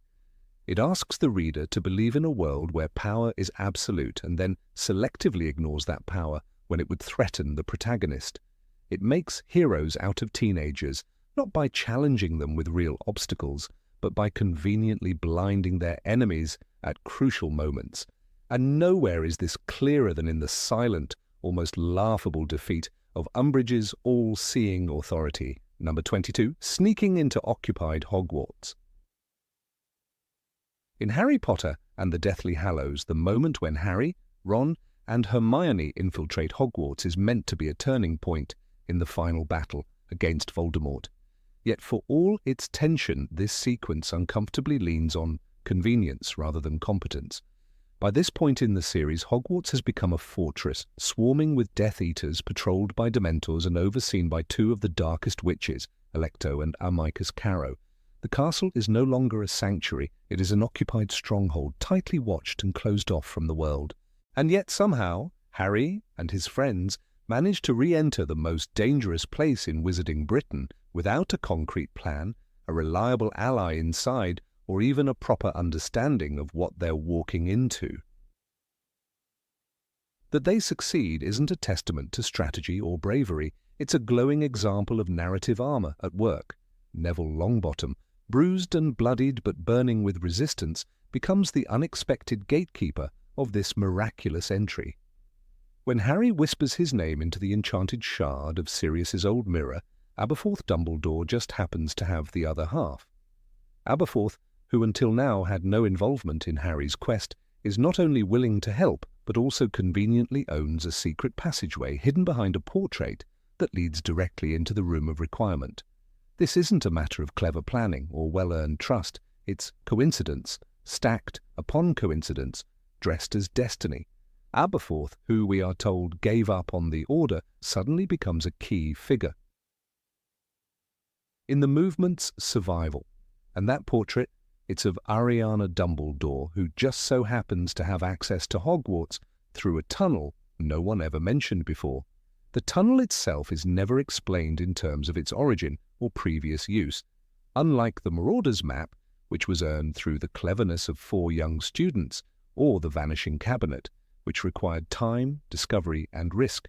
This new tunnel emerges without warning, existing only to serve the plot's immediate need. It's not a place students sneak through, it's not guarded. It's not even magical in a mysterious or dangerous way. It's a straight path, paved in narrative convenience, offering the protagonists a shortcut into the heart of a fortress they should have no logical way of breaching. As they emerge inside the Room of Requirement, the war already seems half won. Neville has organized a resistance. The members of Dumbledore's army are there, rallied, fed, and ready to fight. "We've been hiding here for nearly a month," Neville says. "Snape's lot don't know about it." The room has become not just a shelter, but a self-sustaining rebellion base. Food is brought in through Hogsmeade, and no Death Eater has found it, suspected it, or closed off the passage. In a world where the Death Eaters have taken over the Ministry, placed guards in every public place, and tortured anyone remotely suspicious, it is baffling that such a base exists unbothered.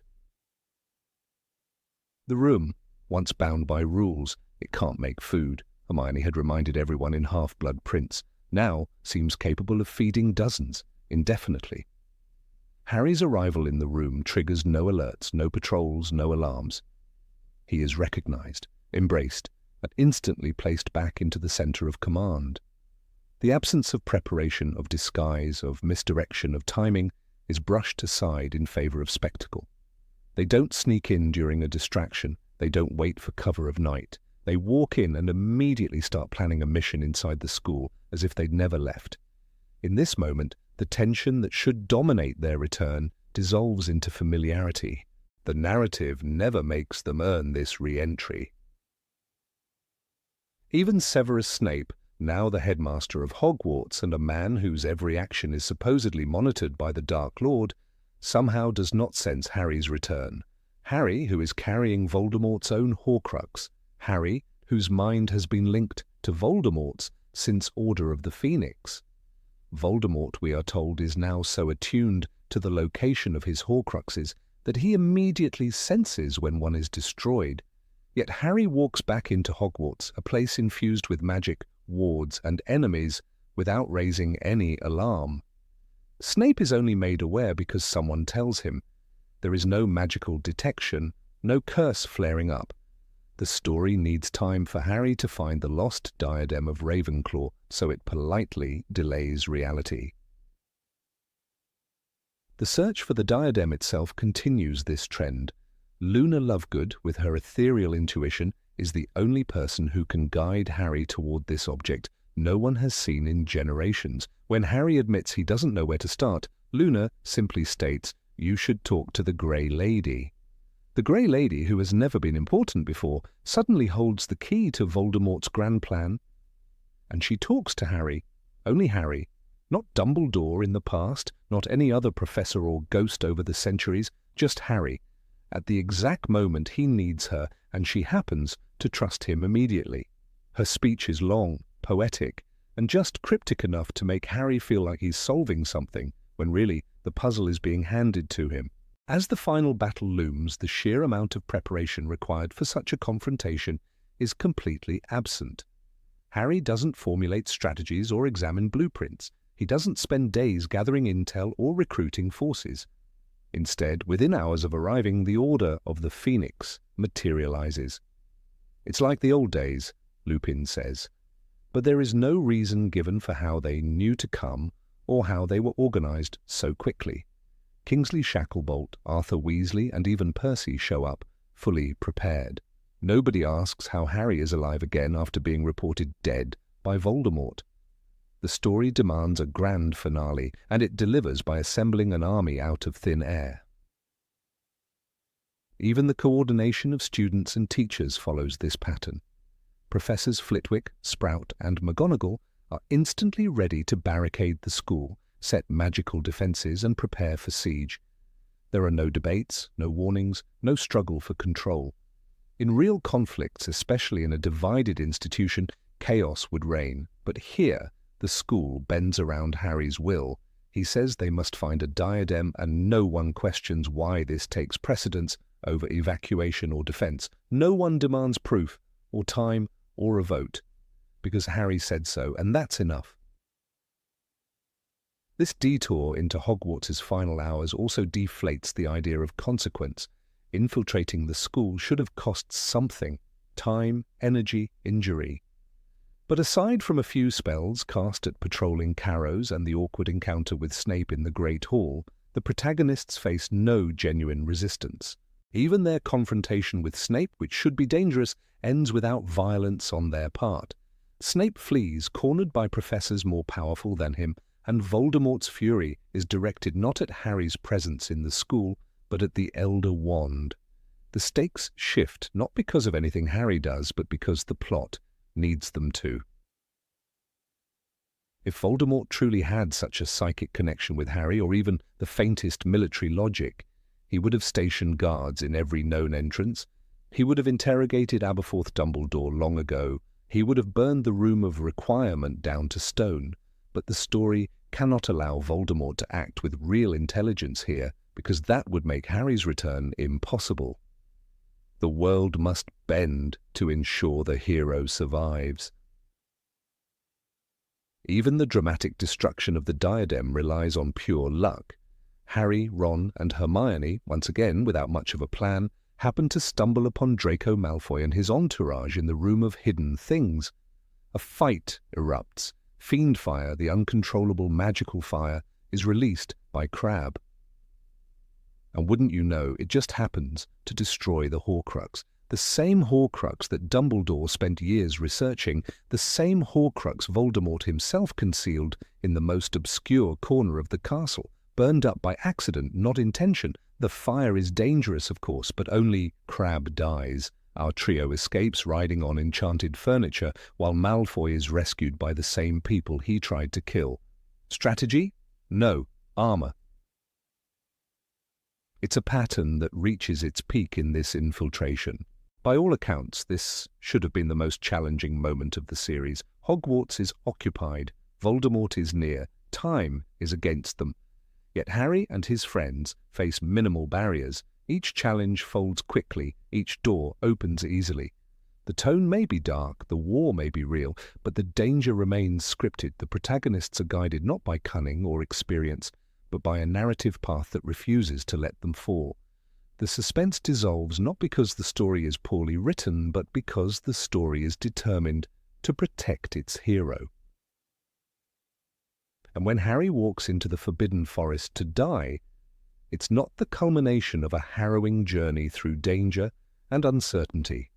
It's the next step in a plot already aligned to save him. He has already passed through fire untouched, outwitted enemies without a plan, and defied death by fortune alone. Hogwarts did not test him, it sheltered him. Not through walls or teachers, but through a plot that knew its chosen one had to return. The school may have changed, but the armour remained. Number 23, the Patronus lit path in the Forest of Dean. In the dead of winter, in a forest so bleak and silent it felt like the world had given up, Harry Potter stood frozen, both in body and spirit. The Forest of Dean, where he and Hermione had apparated to after Ron's sudden departure, offered no comfort, no safety, no hope. It was a place of empty trees and frozen soil, a cruel reflection of Harry's inner state. Their tent, enchanted though it was, could not keep out the growing sense of dread that death was drawing closer.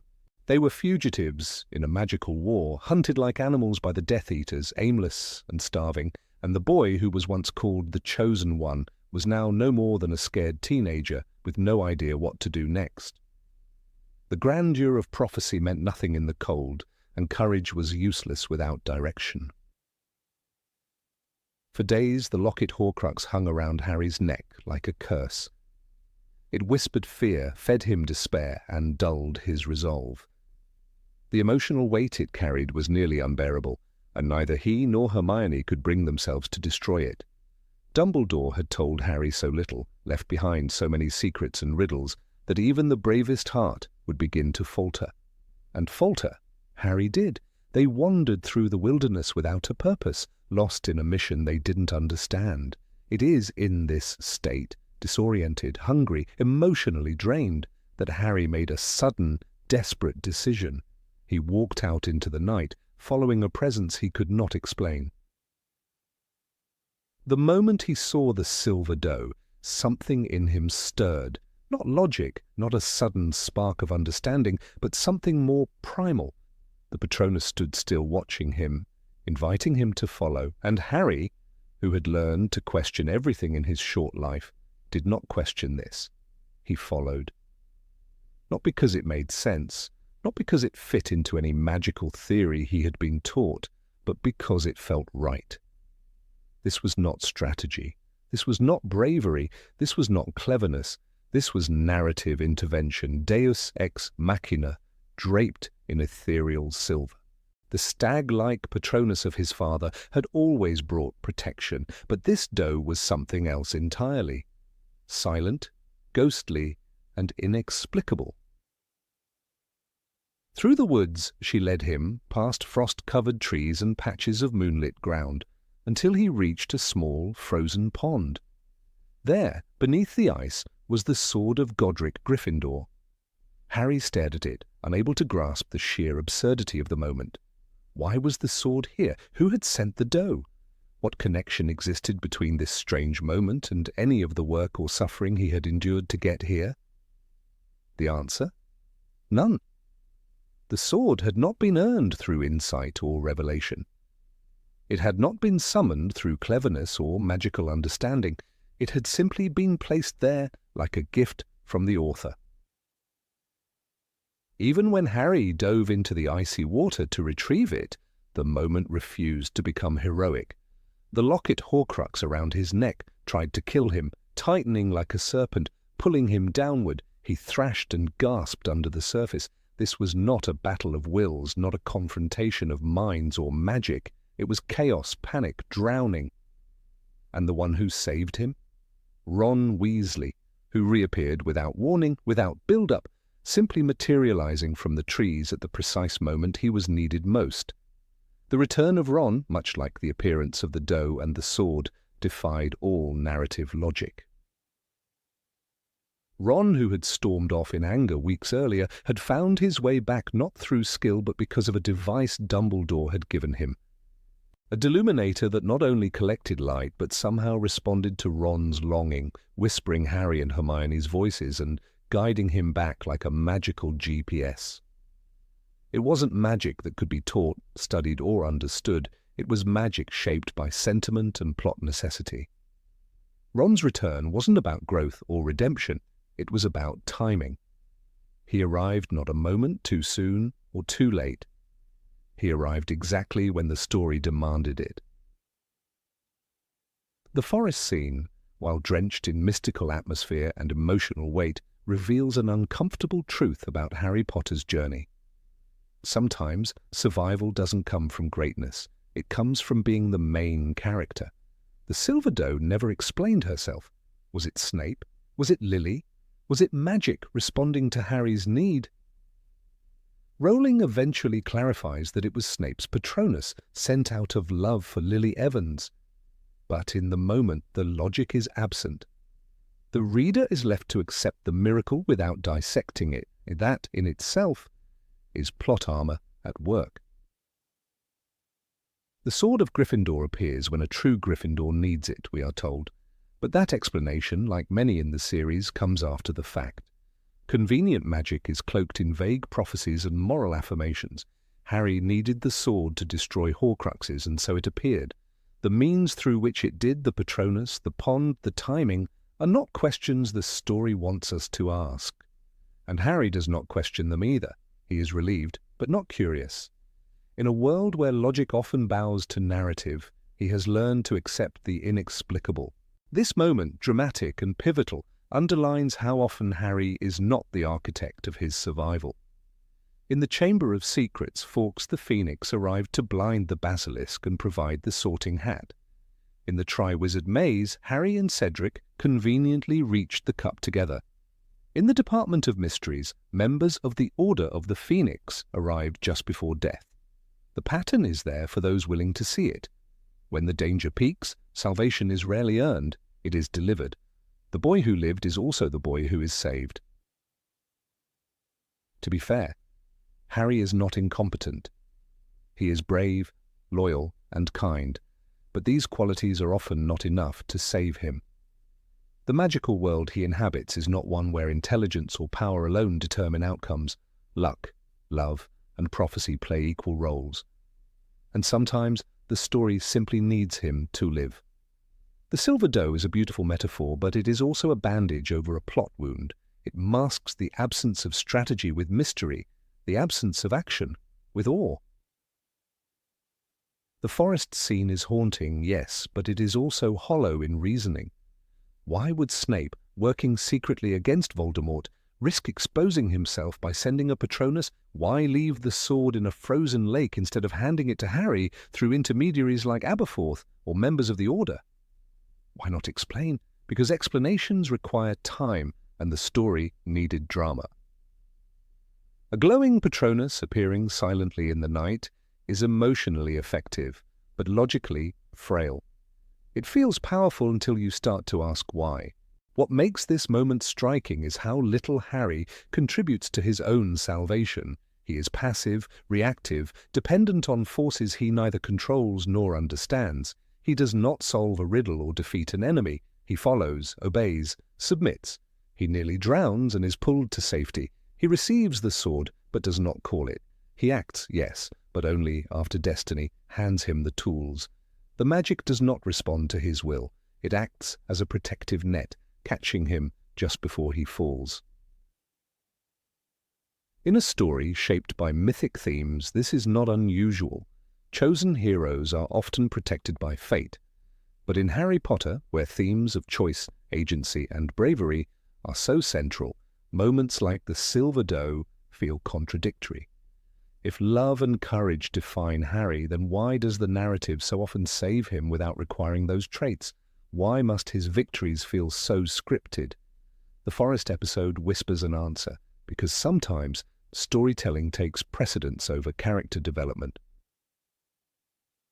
The cold truth is that Harry didn't earn the sword. He didn't deserve it more than, say, Neville or Luna, but he got it because he was the one carrying the story.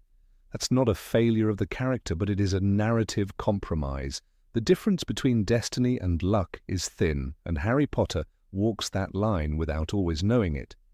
The scene in the Forest of Dean is a perfect storm of mood, mystery, and metaphor, but when stripped down, it's another reminder that sometimes Harry survives not because he is strong, but because he must. And perhaps that is the point. The boy who lived is not the boy who mastered. He is the boy who was protected by friends, by magic, by love, and yes, by the plot itself. He is no Dumbledore, no Snape, no Hermione. He is a vessel of significance, moved by forces older, deeper, and more narrative than magical. The forest does not test his strength, it proves his dependency. And in that it reveals a truth we might not want to see. Sometimes the greatest magic in Harry's world is the invisible hand of the author, ensuring he lives to fight another day. Number 24, hijacking the flying car.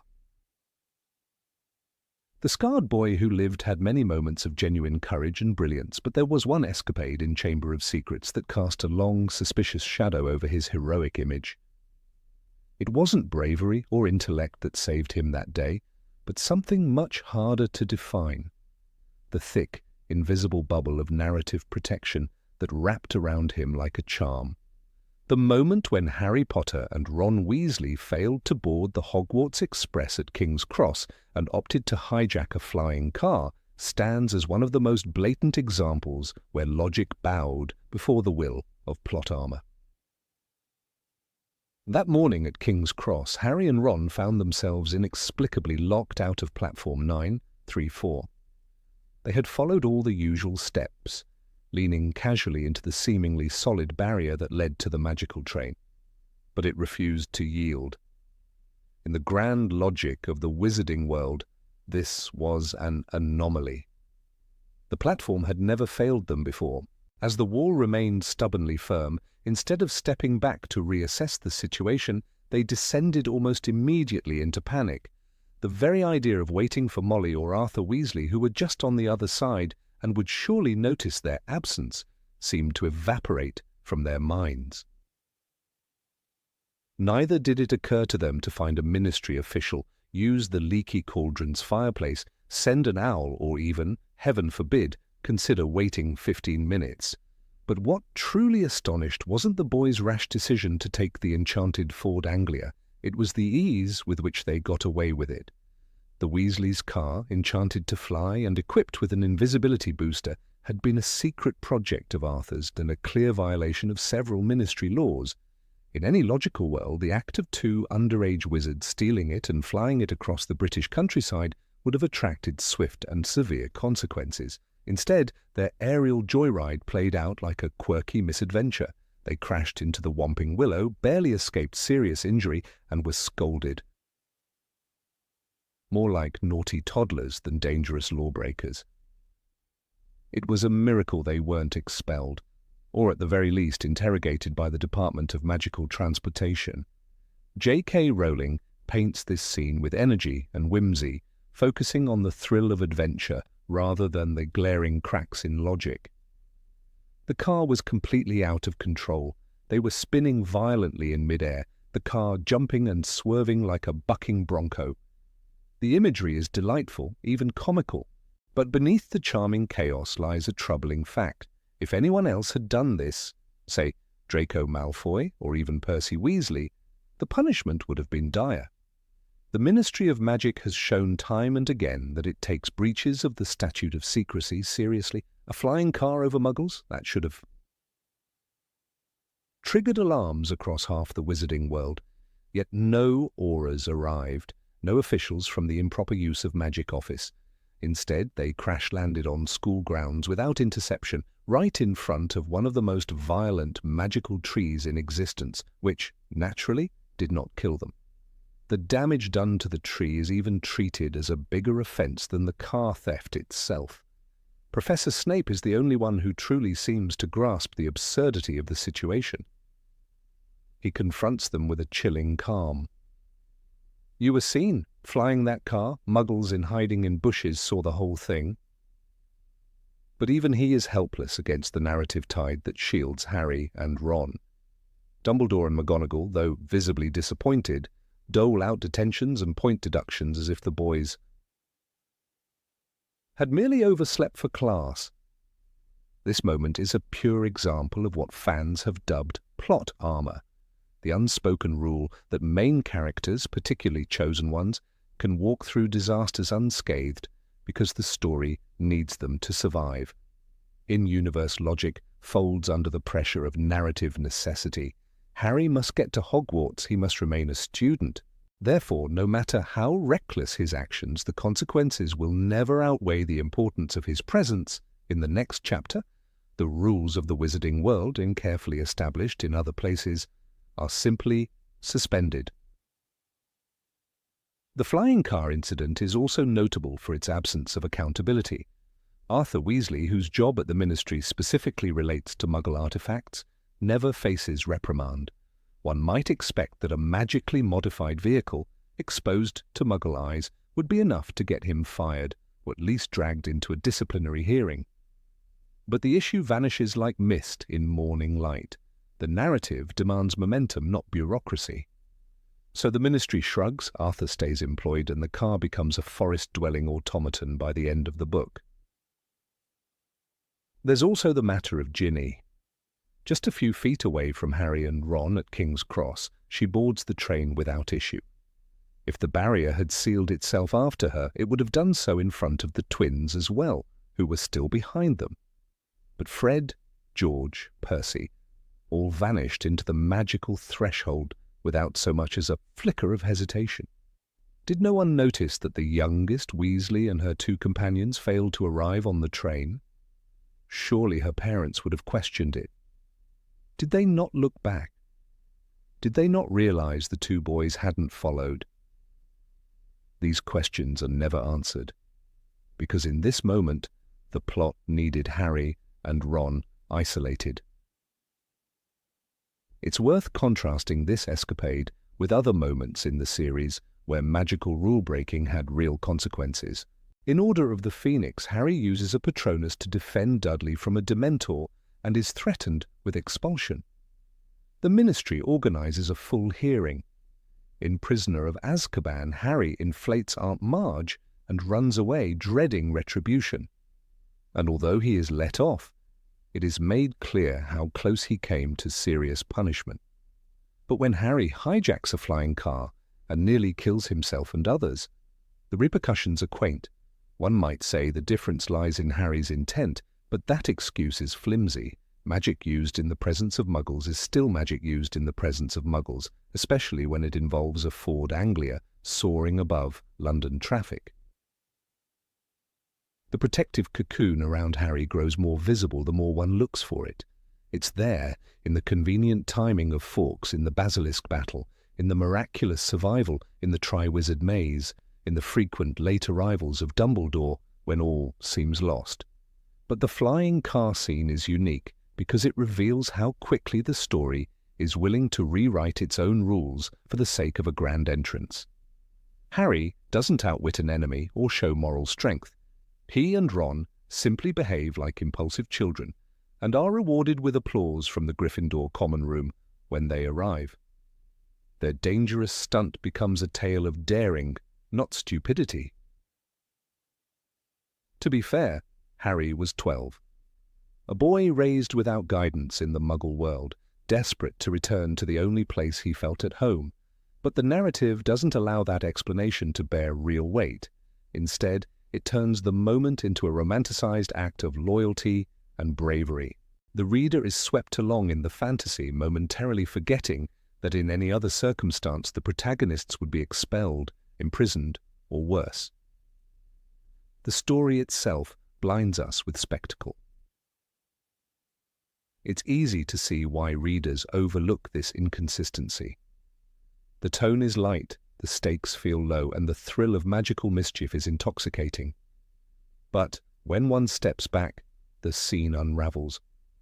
The rules of the world wobble, and the safety net beneath Harry and Ron becomes impossible to ignore. It's not their choices that bring them safely to Hogwarts. It's the silent decree that the hero must prevail, logic be damned. This is not to say that Harry is without merit as a character. His bravery, compassion, and instincts often shine in legitimate ways. But the flying car incident stands as a blunt reminder. Sometimes it wasn't his virtues that saved him, but the plot's refusal to let him fail. It wasn't a magical world behaving like a world, it was a story reshaping itself to serve its chosen one. And in that moment, as they soared above the clouds in a stolen car, Invisible laws of fiction guided their path more than any spell ever could. Number 25, the time-looped Patronus. The moment on the edge of the Great Lake in Harry Potter and the Prisoner of Azkaban is one of the most visually striking and emotionally charged scenes in the entire series. Harry Potter lies collapsed by the shore, his face pale, his breath shallow, his hand slipping from his wand. A swarm of Dementors circle above, their cloaks billowing, their rattling breaths pulling the warmth and light from the air. Sirius Black, emaciated and barely clinging to life, is sprawled nearby. A cold stillness settles over the scene, as if death is only seconds away. The Dementors descend. Harry sees their decaying hands reach toward him. He hears his mother's scream. His eyes flutter shut. And then light, brilliant, blinding silver light. A stag charges through the darkness like a phantom of hope. The Dementors scatter. Salvation comes not through logic or help from others, but from a twist of time and fate. Later, Harry will believe he saw his father. But the truth is even stranger. He saw himself. This moment is a fan favorite, and for good reason. It's beautifully constructed, emotionally satisfying, and full of mystique. But if you examine it closely, it begins to unravel under its own weight. Harry was unconscious, nearly dead, unable to lift his wand, let alone cast an advanced and deeply emotional spell like the Patronus charm. The book makes it clear the cold was becoming unbearable. Harry could feel death closing in. He couldn't move, could hardly breathe. And yet, after this collapse, we are told that the Patronus was not cast by someone else, not Dumbledore, not Remus Lupin, not even a hidden magical guardian. No, it was Harry himself, Harry from a few hours into the future, a Harry who travelled back in time with Hermione thanks to the Time Turner. There's a circular logic at play here that feels, to put it bluntly, like narrative sleight of hand. Harry sees the Patronus being cast, so he later knows it's possible for him to do it. Because he knows he can do it, he then actually does it. Cause and effect loop in on themselves like a snake swallowing its own tail. The only reason Harry casts the Patronus is because he saw himself do it. And the only reason he saw himself do it is because he had already travelled back in time. But that time travel only happened because he survived the Dementors, thanks to the Patronus. It's a paradox dressed as plot progression. In storytelling, we often speak of plot armor, that invisible shield that protects the protagonist from harm, not because of their skill or choices, but because the story demands their survival. Harry's escape by the lake is a textbook example. He doesn't win the fight, he doesn't outsmart his enemies, he doesn't even survive through the help of his friends. Instead, the scene bends itself backward to let him live, offering him a magical loophole that closes just after it opens. He is rescued not by clever planning, bravery, or strength, but by the fact that he must be rescued in order for the story to continue. To cast a Patronus is no simple task. It requires focus, strength, and a happy memory strong enough to combat the soul-sucking despair of a Dementor. Remus Lupin, an experienced and highly skilled wizard, tells Harry in no uncertain terms, "You have no idea what the Dementors do to some people. You can't fight them with logic." And yet Harry, at the age of 13, somehow musters the strength to produce one of the most powerful Patronuses ever seen, not just a wisp of silver mist, but a full corporeal stag. And not while safe in the classroom, but while surrounded by hundreds of Dementors in a near-death state. The math doesn't add up. When future Harry returns with Hermione to the edge of the lake, he stands in the shadows watching the same scene unfold.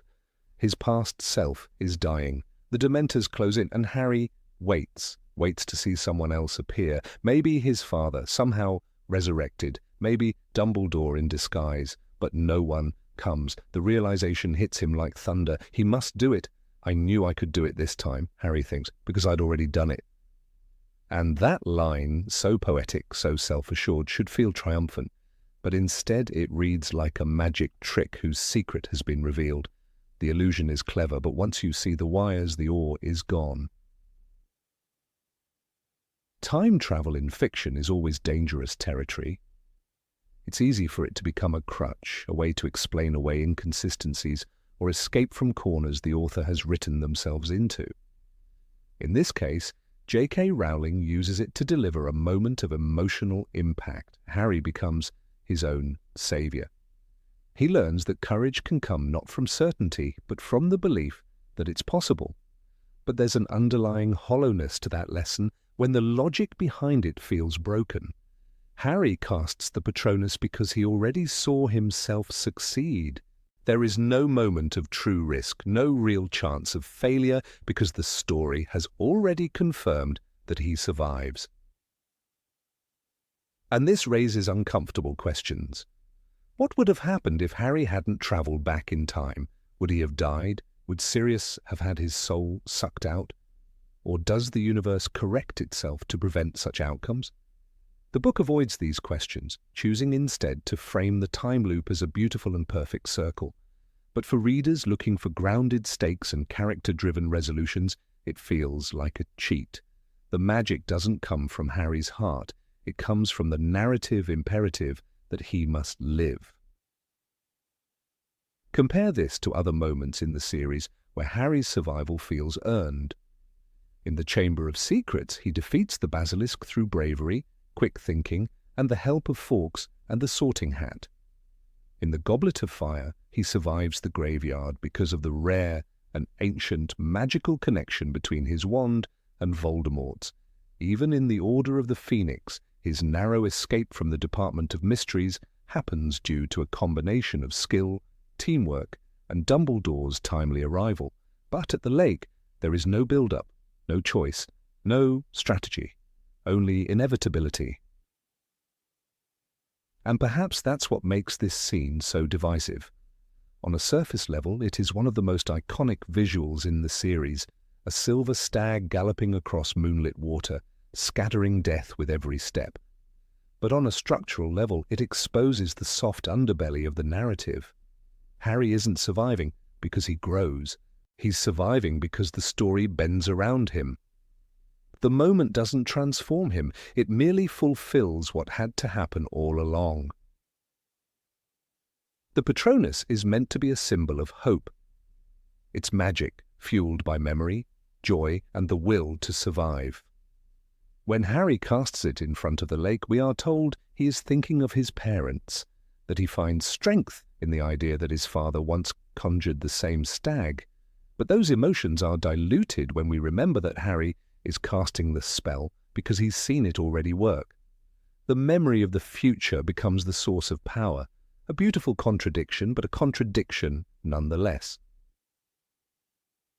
We can admire the artistry of the scene without ignoring its narrative flaws. The way the threads tie together is elegant, the symbolism is powerful, but beneath it lies a convenience that makes the tension evaporate. Time travel tells us that everything will be okay because it already was. The risk is removed, the struggle is bypassed, and Harry, the boy who lived, lives again because he must. There are stories that ask characters to grow, to earn their victories, and there are stories that place destiny above agency. The Patronus by the lake leans toward the latter.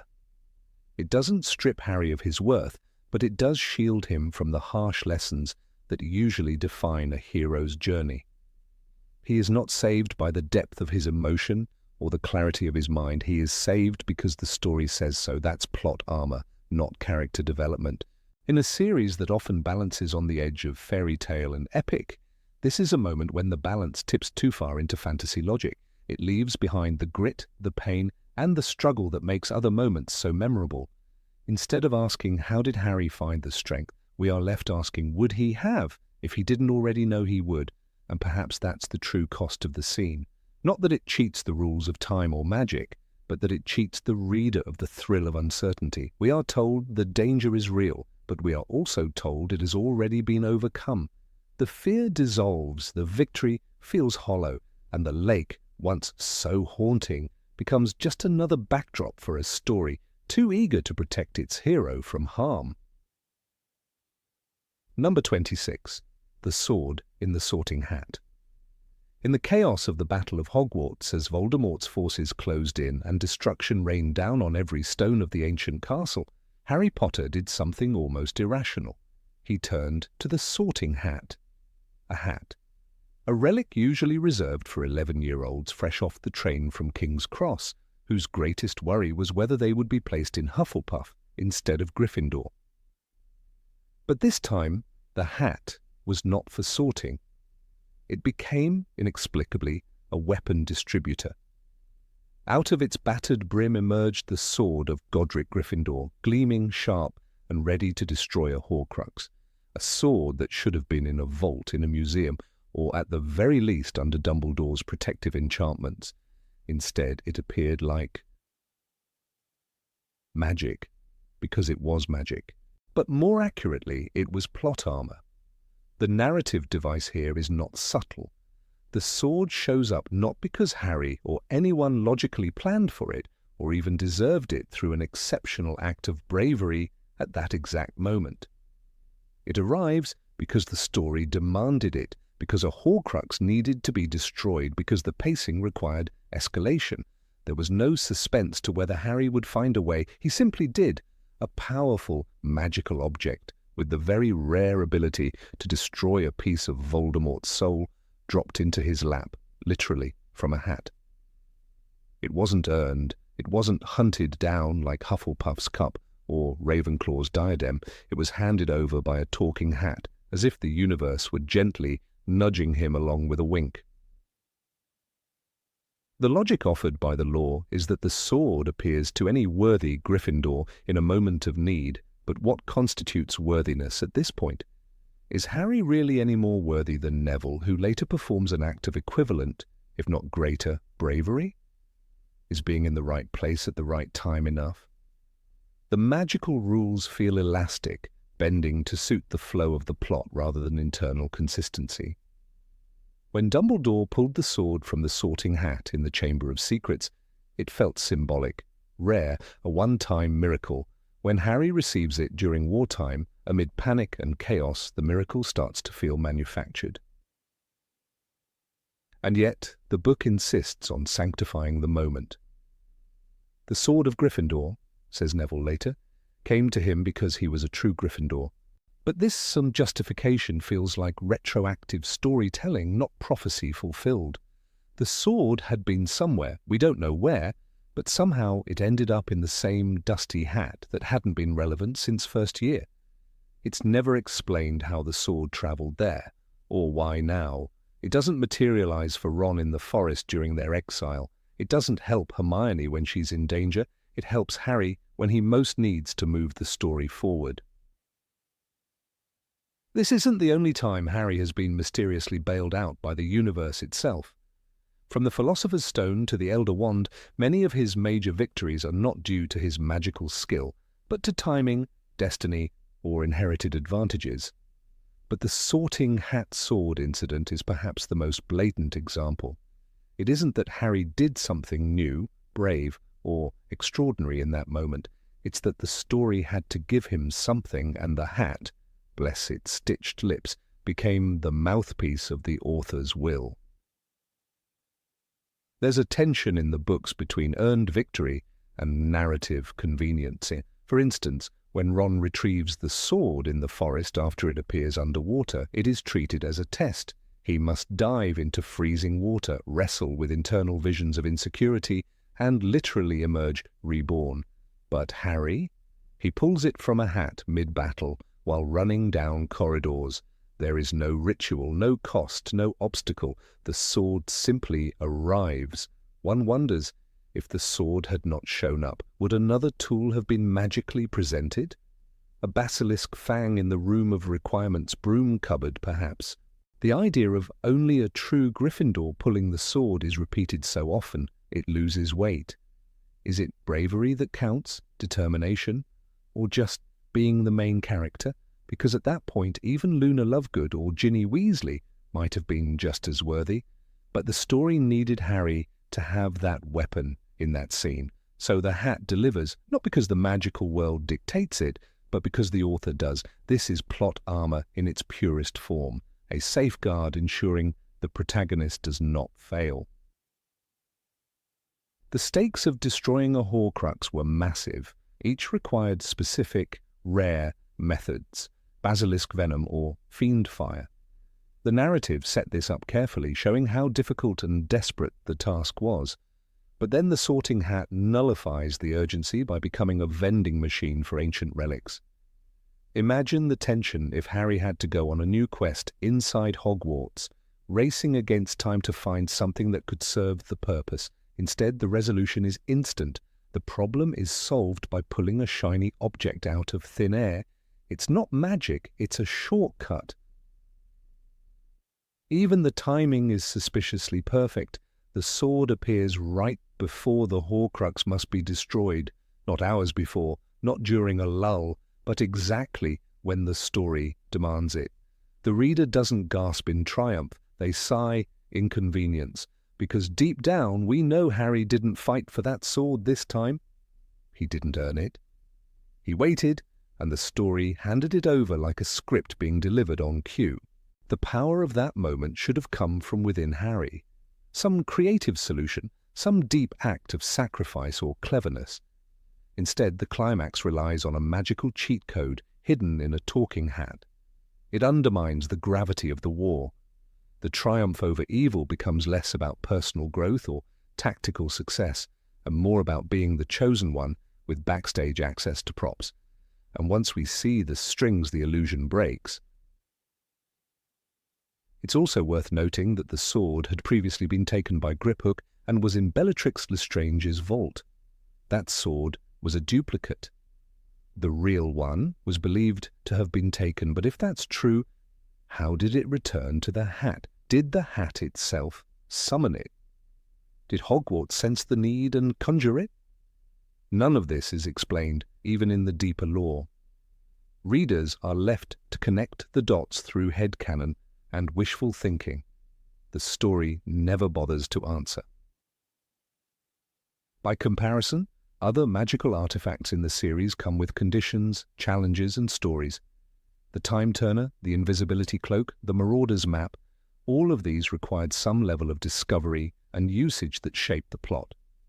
The Sword of Gryffindor in this scene becomes a deus ex machina. It's dropped into the narrative with a clang and no consequence. That noise you hear isn't the blade hitting the ground, it's the sound of tension collapsing. J.K. Rowling crafted a world full of intricate rules and magical structures, but in moments like this, she bypasses those rules.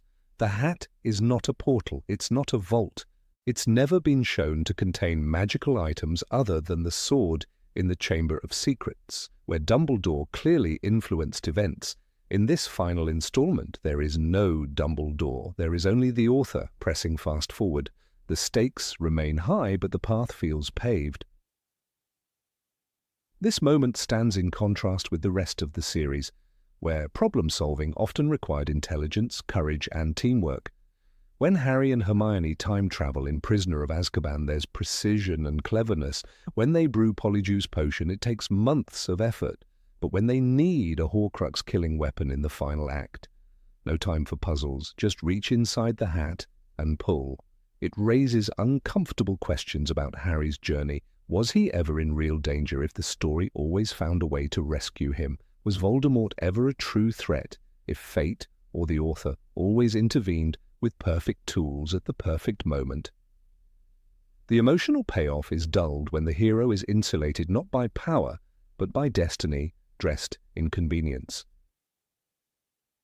Ultimately, the sword in the hat is less about Gryffindor than it is about the fragility of storytelling under pressure.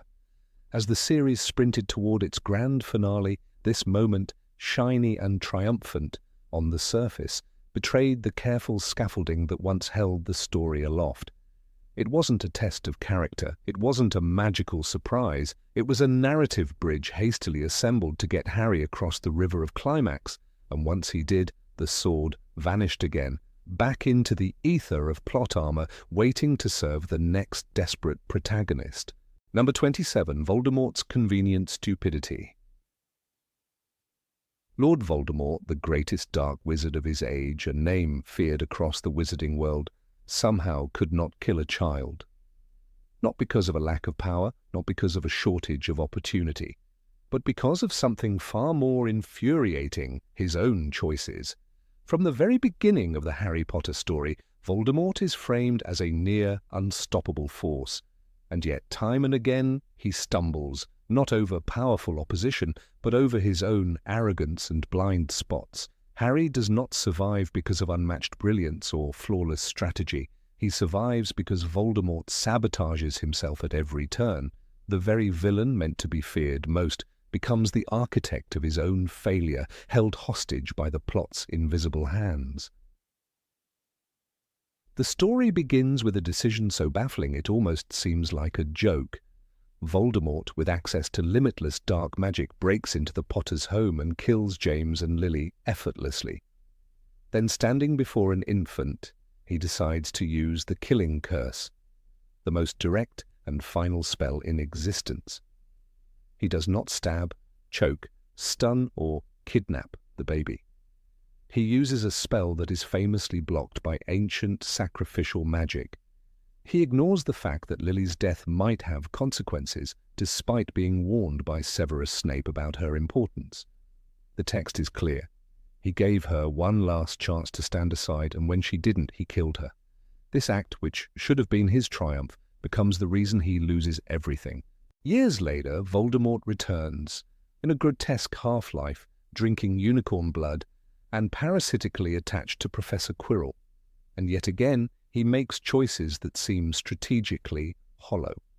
Instead of launching a covert, targeted assault on Harry, he sets up a grand trap around the Philosopher's Stone, one that relies on an 11-year-old navigating puzzles designed by Hogwarts professors. Why not wait in the shadows? Why not lure Harry alone in the Forbidden Forest, where he already has access? The entire operation is bloated, theatrical, and destined to collapse the moment anything goes wrong, and it does, catastrophically. When Voldemort finally regains his body in the graveyard at Little Hangleton, he has Harry surrounded, bound, wandless, and defenseless. Yet again, he doesn't simply kill him. He insists on a duel. "We bow to each other, Harry," he hisses, honoring the traditions of wizard combat. This is the very moment where the plot armor screams the loudest. A ruthless Dark Lord, who kills without hesitation, suddenly develops an obsession with honor and legacy. He wants to defeat Harry properly, publicly, with flair. And that need for ceremony is precisely what gives Harry the slim chance to escape. Even Voldemort's choice of allies is a monument to self-sabotage. He surrounds himself with people whose loyalty is transactional or driven by fear. Bellatrix Lestrange, for example, is utterly devoted but recklessly unhinged. Lucius Malfoy is aristocratic, manipulative, and ultimately cowardly. Peter Pettigrew is a weakling, a man who betrayed his friends not out of conviction but out of desperation. By contrast, Dumbledore's side is built on loyalty, sacrifice, and personal growth. Voldemort's refusal to understand the power of love, forgiveness, and empathy isn't just symbolic, it actively undermines him. He turns down genuine loyalty for control and genuine strategy for domination. Time and again, Voldemort ignores crucial information simply because it doesn't fit his worldview. When Harry uses the Patronus charm in the third book to drive away hundreds of Dementors, a spell far beyond his age, Voldemort should have seen a threat worth closer attention. Instead, he dismisses every display of emotional strength as weakness. He fails to notice that Harry's survival isn't based on raw magical talent, but on the strength of his relationships, a theme Voldemort mocks and disregards throughout the series. In Order of the Phoenix, when Voldemort possesses Harry at the Ministry, he's physically repelled by Harry's emotional core, and yet even then, Voldemort doesn't learn. One of the most jarring examples of his self-destruction lies in his refusal to understand the prophecy.